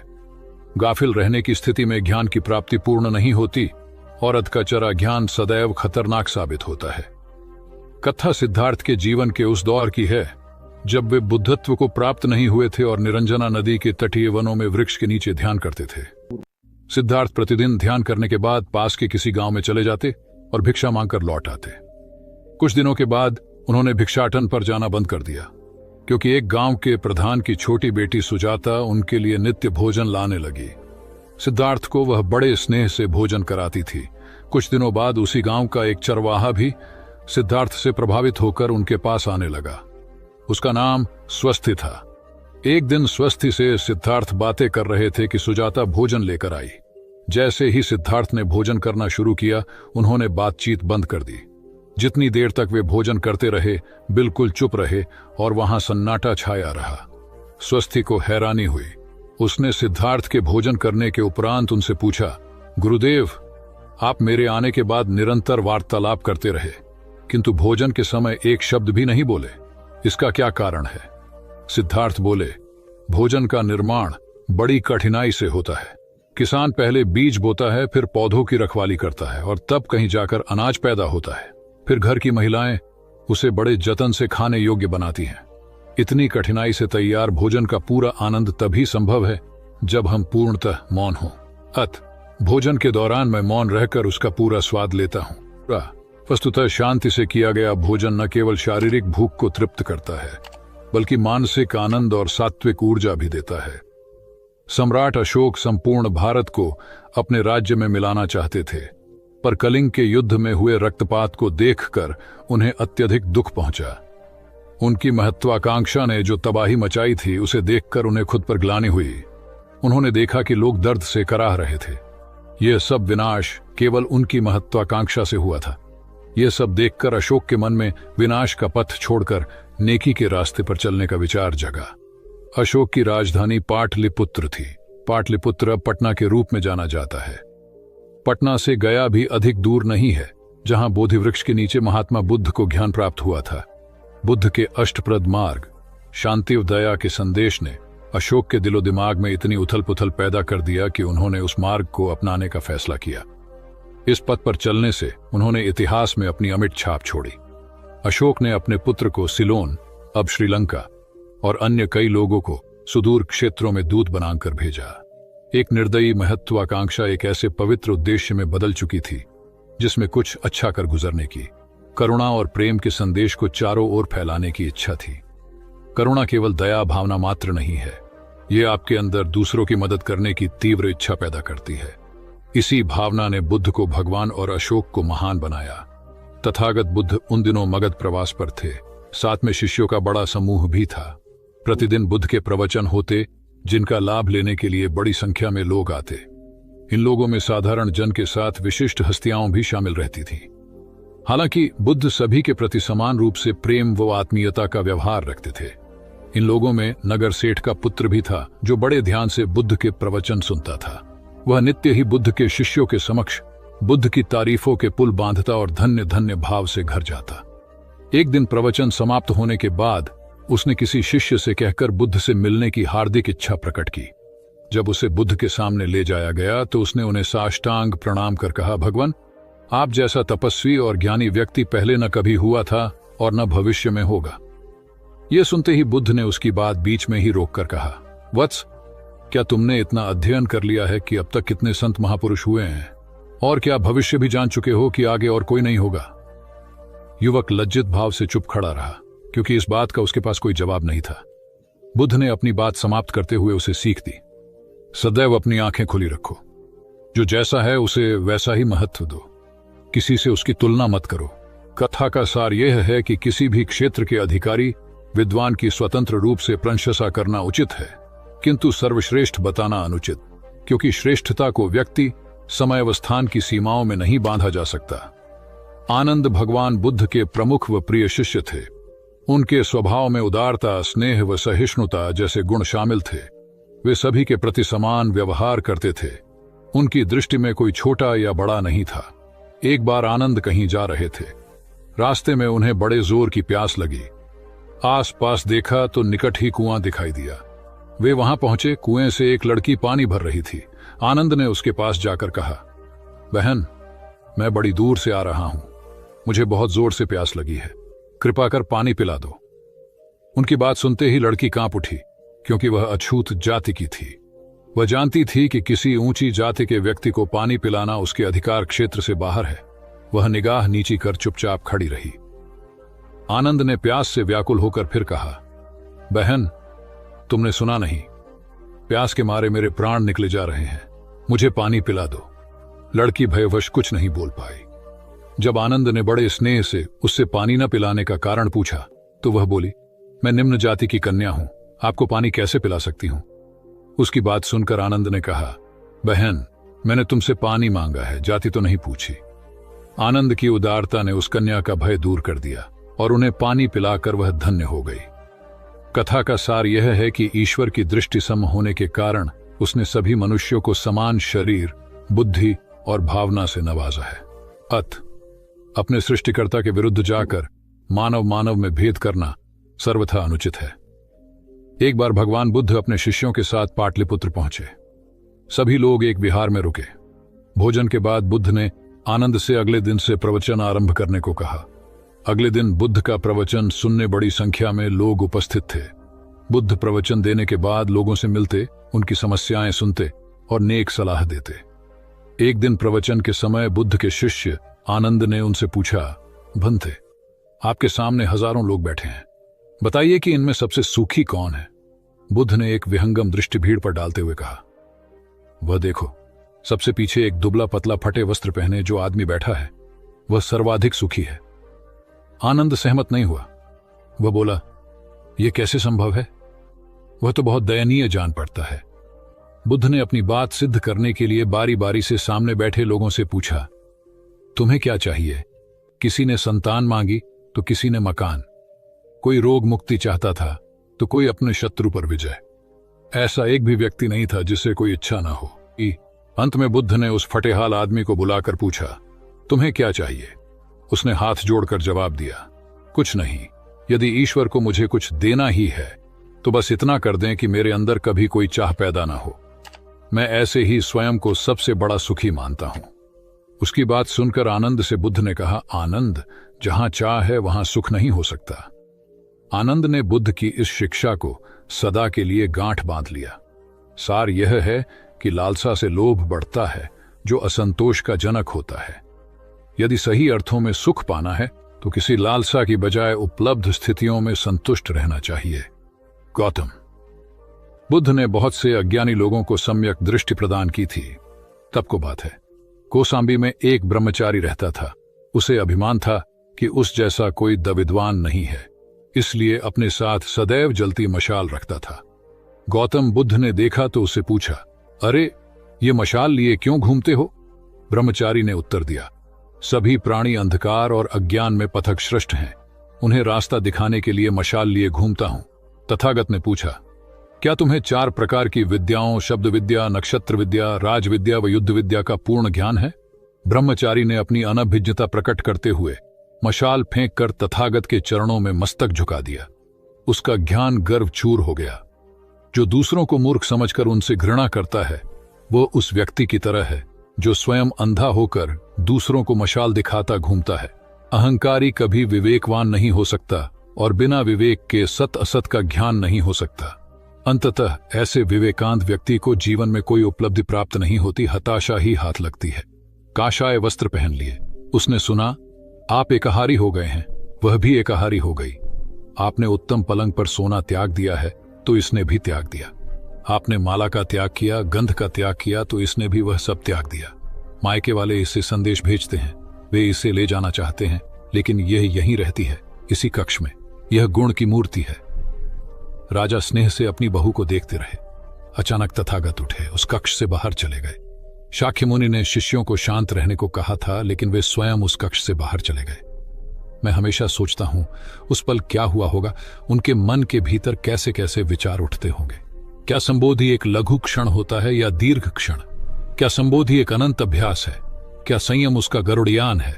धम्मपद का 13वां श्लोक बार बार याद आता है, यथागारम दुछेन बुट्टी समति विभजति एवं अभावितम चित्तम राघो समति विभजति।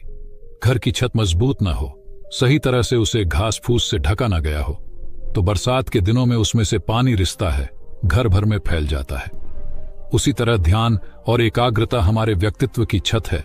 एक दिन एक व्यक्ति बुद्ध के पास पहुंचा। वह बहुत अधिक तनाव में था।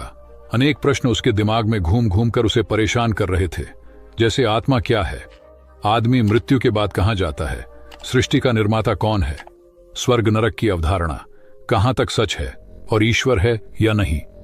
उसे इन प्रश्नों के उत्तर नहीं मिल रहे थे। जब वह बुद्ध के पास पहुंचा तो उसने देखा कि बुद्ध को कई लोग घेर कर बैठे हैं। बुद्ध उन सभी के प्रश्नों व जिज्ञासाओं का समाधान अत्यंत सहज भाव से कर रहे हैं। काफी देर तक यह क्रम चलता रहा, किंतु बुद्ध धैर्यपूर्वक हर एक को संतुष्ट करते रहे। बेचारा व्यक्ति वहां का हाल देखकर परेशान हो गया। उसने सोचा कि इन्हें दुनियादारी के मामलों में पड़ने से क्या लाभ, अपना भगवत भजन करें और बुनियादी समस्याओं से ग्रस्त इन लोगों को भगाए।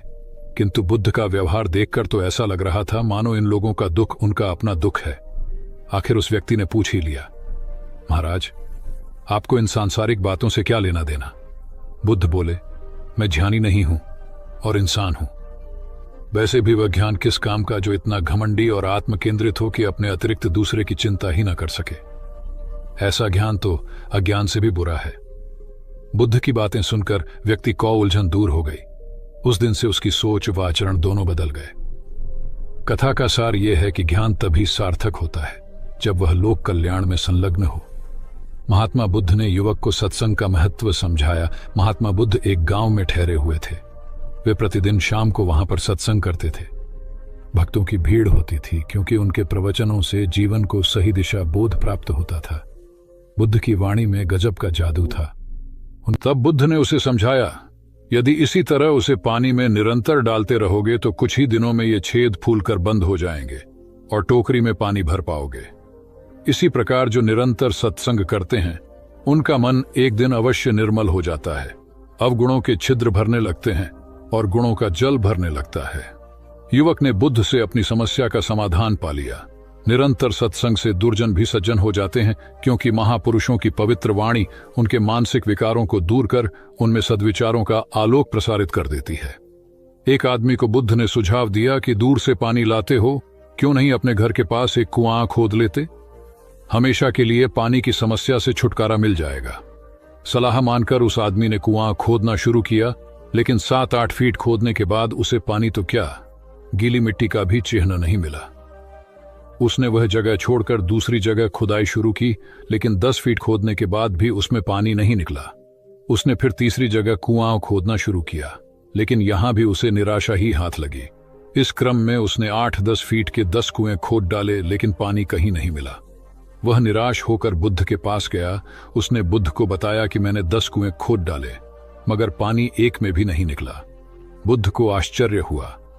वे स्वयं चलकर उस स्थान पर आए जहां उसने 10 गड्ढे खोदे हुए थे। बुद्ध ने उन गड्ढों की गहराई देखी और सारा माजरा समझ गए।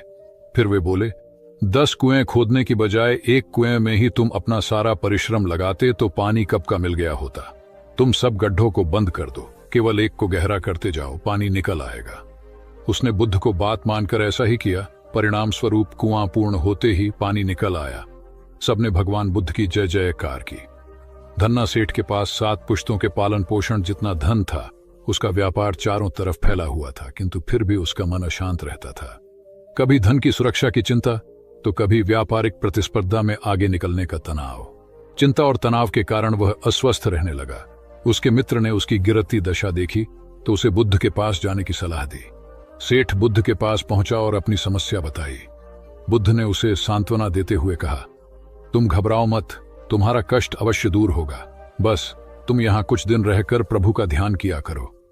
बुद्ध के कहे अनुसार सेठ ने रोज ध्यान करना शुरू कर दिया, किंतु सेठ का मन ध्यान में नहीं लगा। वह जैसे ही ध्यान करने बैठता, उसका मन फिर अपनी दुनिया में चला जाता।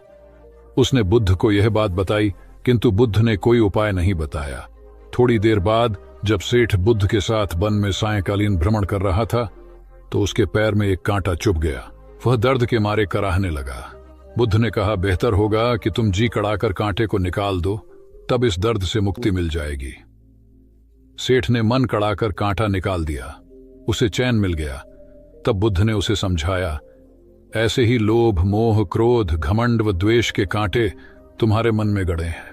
जब तक अपने मन की संकल्प शक्ति से उन्हें नहीं निकालोगे, अशांत ही रहोगे। सेठ का अज्ञान बुद्ध के इन शब्दों से दूर हो गया और उसने निर्मल हृदय की राह पकड़ ली। अपनी कुप्रवृत्तियों से मुक्ति के लिए संकल्पबद्धता अनिवार्य है। जब तक व्यक्ति दृढ़ निश्चय न कर ले, वह अपनी गलत आदतों से मुक्त नहीं हो सकता। बुद्ध की शिक्षा से गांव का उद्धार हुआ। एक युवक ने बुद्ध से आकर कहा, मेरा गांव अशिक्षित है। मैं अपने परिवार से झगड़कर थोड़ा बहुत पढ़ पाया हूं। आगे और पढ़ना चाहता हूं, किंतु सभी रोक रहे हैं। घर के लोग सोचते हैं कि खेती में खूब पैसा है और उसके लिए किसी शिक्षा की आवश्यकता नहीं है। यही सोच गांव वालों की भी है। कृपया आप मेरे गांव चलकर वहां शिक्षा का प्रसार करवाइए। बुद्ध युवक की बात मानकर गांव आ गए। धर्मभीरू ग्रामीणों ने बुद्ध का सत्कार किया और रोज उनके प्रवचन सुनने आने लगे। बुद्ध जब भी शिक्षा का महत्व बताते, ग्रामीण विरोधी मत रखते। एक दिन एक महिला अपने 5 साल के बच्चे के लिए पूछने लगी कि उसे किस उम्र से शिक्षा दिलवाए। तब बुद्ध ने समझाया कि तुम्हें तो 5 वर्ष पूर्व उसकी शिक्षा शुरू कर देनी थी।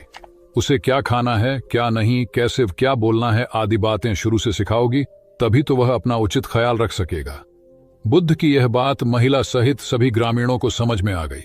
उन्होंने अपने बच्चों को विद्यालय भेजना शुरू किया। यह समय वर्षा का था। युवक ने लोगों को जल संग्रहण की तकनीक बताई। अधिकांश ने उपहास किया, किंतु युवक अपना काम करता रहा। बुद्ध का सहयोग प्राप्त था, इसलिए किसी ने उसका खुलकर विरोध नहीं किया। जब गर्मी में भीषण जल संकट के कारण फसलें सूखने लगीं, तो युवक ने कुएं खुदवाए, जिनमें जल संग्रहण की तकनीक के कारण खूब पानी निकला। ग्रामीण अब शिक्षा का महत्व समझ चुके थे। धीरे धीरे संपूर्ण गांव शिक्षित हो गया। ज्ञान हर उम्र में अर्जित किया जा सकता है। यही ज्ञान हमें जीवन में आने वाली समस्याओं के समाधान की राह सुझाता है। एक गांव में 2 भाई रहते थे जो अपनी शैतानियों के लिए कुख्यात थे। उन्हें दूसरों को परेशान करने में बड़ा आनंद आता था। वे हर समय किसी न किसी को परेशान करने में लगे रहते थे। गांव के लोगों के साथ साथ उनके माता पिता भी उनकी ऐसी हरकतों के कारण बहुत दुखी थे। जब गांव का कोई व्यक्ति उनके माता पिता के पास उनकी शिकायत लेकर आता तो वे दोनों को बहुत समझाते, किंतु दोनों भाइयों के कानों पर जूं तक नहीं रेंगती। एक दिन उनकी मां गांव में आए हुए महात्मा बुद्ध के पास गई और अपने बच्चों में किसी भी तरह ईश्वर का भय भर देने का आग्रह किया ताकि वे लोग शैतानी से बाज आए। महात्मा बुद्ध ने मां से दोनों को एक एक करके उनके पास भेजने को कहा। मां ने अपने पहले लड़के को महात्मा बुद्ध के पास भेजा। वह जाकर महात्मा बुद्ध के पास बैठ गया। महात्मा बुद्ध ने उससे पूछा, ईश्वर कहाँ है? लड़के की कुछ समझ में नहीं आया और उसने कोई उत्तर नहीं दिया। तब महात्मा बुद्ध ने दोबारा यही सवाल कड़क कर पूछा तो डर के मारे लड़का वहां से तेजी से भागा और भागते हुए अपने भाई के पास जा पहुंचा तथा बोला, भाई, तुम्हें पता है ईश्वर खो गया है और सब लोग इसके लिए हमें ही जिम्मेदार समझ रहे हैं। छोटा भाई भी इतना बड़ा आरोप सुनकर डर गया और उस दिन से दोनों ने शैतानी करना छोड़ दिया। कथा का सार यह है कि जब सीधे मार्ग से सुधार की राह न मिले तो टेढ़े मार्ग का सहारा लेना ही सर्वथा उचित है। सेठ ने बुद्ध से जाना सच्चा संपन्न होना। एक सेठ निसंतान था। अपार संपत्ति का मालिक होने के बावजूद सेठ का लोभ बरकरार था। संतान न होने का दुख उसे बहुत था और इस कारण वह न जाने कितने फकीर, बाबा और पंडितों के दर पर माथा टेक चुका था, किंतु नतीजा शून्य रहा। एक बार सेठ के नगर में बुद्ध का आगमन हुआ। सेठ ने उनकी बहुत ख्याति सुनी तो अगले ही दिन उनसे मिलने पहुंचा। बुद्ध को अपनी निसंतानता के विषय में बताया तो उन्होंने सेठ के सिर पर हाथ रखकर हार्दिक आशीर्वाद दिया।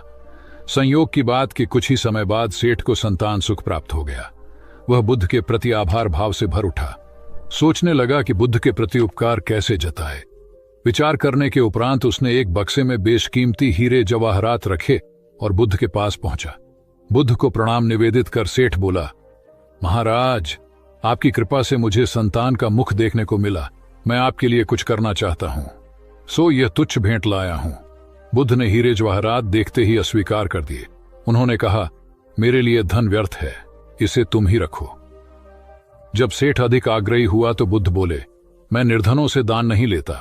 आश्चर्यचकित सेठ ने कहा, पर मैं तो निर्धन नहीं हूं, अपार धन संपत्ति मेरे पास है। मेरी तिजोरियां सोने चांदी, गहनों व जवाहरातों से भरी हुई हैं।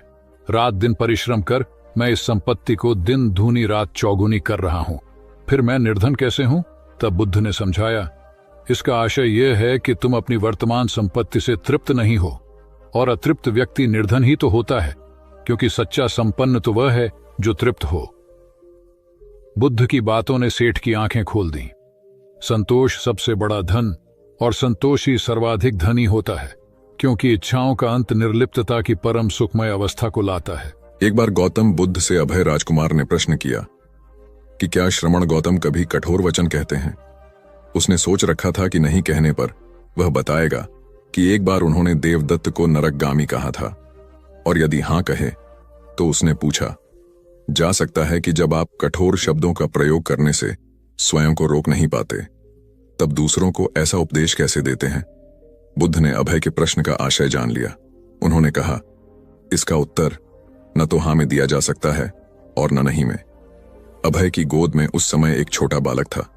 उसकी ओर इशारा करते हुए बुद्ध ने पूछा, राजकुमार, यदि दाई के अनजाने में यह बालक अपने मुख में कांट का टुकड़ा डाल ले, तब तुम क्या करोगे? मैं उसे निकालने का प्रयास करूंगा। यदि वह आसानी से न निकल सकता हो तो बाएं हाथ से उसका सिर पकड़कर दाहिने हाथ की उंगली को टेढ़ा करके उसे निकालूंगा। यदि खून निकलने लगे तो भी मेरा यही प्रयास रहेगा कि वह कांट का टुकड़ा किसी न किसी तरह बाहर निकल आए। ऐसा क्यों? इसलिए कि भंते इसके प्रति मेरे मन में अनुकंपा है। राजकुमार, ठीक इसी तरह तथागत जिस वचन के बारे में जानते हैं कि यह मिथ्या या अनर्थकारी है और उससे दूसरों के हृदय को ठेस पहुंचती है, तब उसका वे कभी उच्चारण नहीं करते।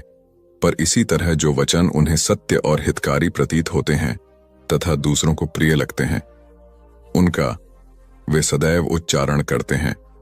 इसका कारण यही है कि तथागत के मन में सभी प्राणियों के प्रति अनुकंपा है। भगवान बुद्ध देव और मनुष्यों के शास्ता थे, परंतु सबसे पहले वह मनुष्य थे। मनुष्य बढ़कर देवता बनता है, यह प्राचीन मान्यता थी। आज भी हम मनुष्यत्व के ऊपर देवत्व की बात करते हैं, परंतु बुद्ध ने इस क्रम को पलट दिया। उन्होंने कहा, यह जो मनुष्यता है वही देवताओं का सुगति प्राप्त करना कहलाती है। देवता जब सुगति प्राप्त करता है तब वह मनुष्य बनता है। देवताओं में विलास है, राग, द्वेष, ईर्ष्या और मोह भी वहां है। निर्वाण की साधना वहां नहीं हो सकती। इसके लिए देवताओं को मनुष्य बनना पड़ता है। मनुष्यों में ही देव पुरुष का आविर्भाव होता है, जिनको देवता नमस्कार करते हैं। मानवता धर्म का उपदेश देने वाले बुद्ध स्वयं मानवता के जीते जागते रूप थे। यहाँ उनके जीवन से संबंधित खुद प्रसंग दिए जाते हैं, जिनसे उनके व्यक्तित्व में बैठी हुई गहरी मानवता का दर्शन होता है। भगवान का परिनिर्वाण होने वाला है। रात का पिछला पहर है। भिक्षु उनकी शैया को घेरे बैठे हैं। बुद्ध उन्हें उपदेश दे रहे हैं। कह रहे हैं, भिक्षुओं, बुद्ध धर्म और संघ के विषय में कुछ शंका हो तो पूछ लो। पीछे मलाल मत करना कि भगवान हमारे सामने थे पर हम उनसे कुछ पूछ न सके। कोई शिष्य नहीं बोलता। भगवान 3 बार कहते हैं, पर कोई भिक्षु कुछ पूछने को नहीं उठता। भगवान को शंका होती है कि कहीं वे उनके गौरव का विचार करके पूछने में संकोच तो नहीं कर रहे। इसलिए वह कहते हैं, शायद भिक्षुओं, तुम मेरे गौरव के कारण नहीं पूछ रहे। जैसे मित्र मित्र से पूछता है, वैसे तुम मुझसे पूछो। बुद्ध अपने शिष्यों की समान भूमिका पर आ जाते हैं। उनकी यह विनम्रता मनुष्य धर्म की आदर भूमि है। बुद्ध ने अपने को भिक्षुओं का कल्याण मित्र कहा है, जो उनकी मानवीय सहृदयता और विनम्रता को सूचित करता है। एक दूसरा दृश्य भी उसी समय का है। चंद कर्मार पुत्र के यहाँ बुद्ध ने अंतिम भोजन किया था। उसके बाद ही उन्हें खून गिरने की कड़ी बीमारी हो गई थी, जो उनके शरीरांत का कारण बनी। बुद्ध को उसके हृदय का बड़ा ध्यान था। भक्त उपासक को यह अफसोस हो सकता था कि उसका भोजन करके ही भगवान का शरीर छूट गया। इसलिए आखिरी सांस लेने से पहले उन्होंने आनंद को आदेश दिया, आनंद, चंद कर्मार पुत्र की इस चिंता को दूर करना और कहना, आयुष्मान तूने बद्धा लाभ कमाया कि मेरे भोजन को करके तथागत परिनिर्वाण को प्राप्त हुए। जिसके हृदय में अगाध करुणा थी, वह ऐसा क्यों न कहता। उसने अपने पति के द्वारा बुद्ध के चरणों में प्रणाम अर्पित करवाया। भगवान ने उसे आशीर्वाद देते हुए कहा, कोल्य पुत्री सुप्रवास, सुखी हो जाए, चंगी हो जाए। सुखी और चंगी होकर बिना किसी कष्ट के वह पुत्र प्रसव करे। ब्राह्मणों के साथ भी उनकी पूरी सहानुभूति थी, जैसे कि विश्व के सभी प्राणियों के साथ उनकी पूरी सहानुभूति थी। बावरी नामक ब्राह्मण के एक शिष्य ने जब अपने गुरु की ओर से भगवान के चरणों में प्रणाम निवेदन किया तो भगवान ने आशीर्वाद देते हुए कहा, शिष्यों सहित बावरी ब्राह्मण सुखी हो। माणवक, तुम भी सुखी हो, चिरजीवी हो। बुद्ध के पास छोटा बड़ा जो भी जाता था, वह उससे कहते थे, आओ, तुम्हारा स्वागत है। भगवान अपनी अंतिम यात्रा में पावा और कुसीनारा के बीच जा रहे थे। रास्ते में उन्हें पुक्कुस मल्लपुत्र नामक व्यापारी मिला। उसने उन्हें एक दुशाला भेंट किया, परंतु भगवान उसे अकेले कैसे आड़ते। वह अपने शिष्य आनंद को सम्मानित करना चाहते थे। उन्होंने कहा, पुक्कुस, दुशाले के एक भाग को मुझे ओढ़ा दे, दूसरे को आनंद को। पुक्कुस ने ऐसा ही किया। भूल करने वालों के प्रति भी बुद्ध की अनुकंपा का पार न था। एक बार एक ब्राह्मण ने भगवान को वेरंजा में वर्षावास करने का निमंत्रण दिया। भगवान वहां गए, लेकिन वह ब्राह्मण बहुधंधी था। उसने उनकी कुछ भी सुध बुध नहीं ली। बुद्ध को बड़ा कष्ट हुआ। उन्हें 3 महीने तक कुटा हुआ जौ रोज खाना पड़ रहा, क्योंकि उस समय वेरंजा में अकाल पड़ रहा था और वह भी उनको और उनके शिष्यों को घोड़ों के व्यापारियों से मिलता था। इतना होने पर भी वर्षावास की समाप्ति पर भगवान बुद्ध अन्यत्र जाने से पूर्व वेरंजा जाकर ब्राह्मण को आशीर्वाद देना नहीं भूले। भगवान बुद्ध के जीवन में ऐसी अनंत घटनाएं मिलती हैं। उनमें हमें उनकी मानवता के दर्शन होते हैं। उनके जीवन में कोमलता की पराकाष्ठा थी और उनकी वाणी में अपर्वु माधुर्य था, जो सबको अपनी ओर खींचता था। उनके मुंह से क्रोध भरा शब्द कभी नहीं निकलता था। वह मनुष्य थे, परंतु मनुष्य की दुर्बलताओं से ऊपर उठ चुके थे। उनके व्यक्तित्व में मानवता की शुभ ज्योत्सना धर्म की स्थिति बन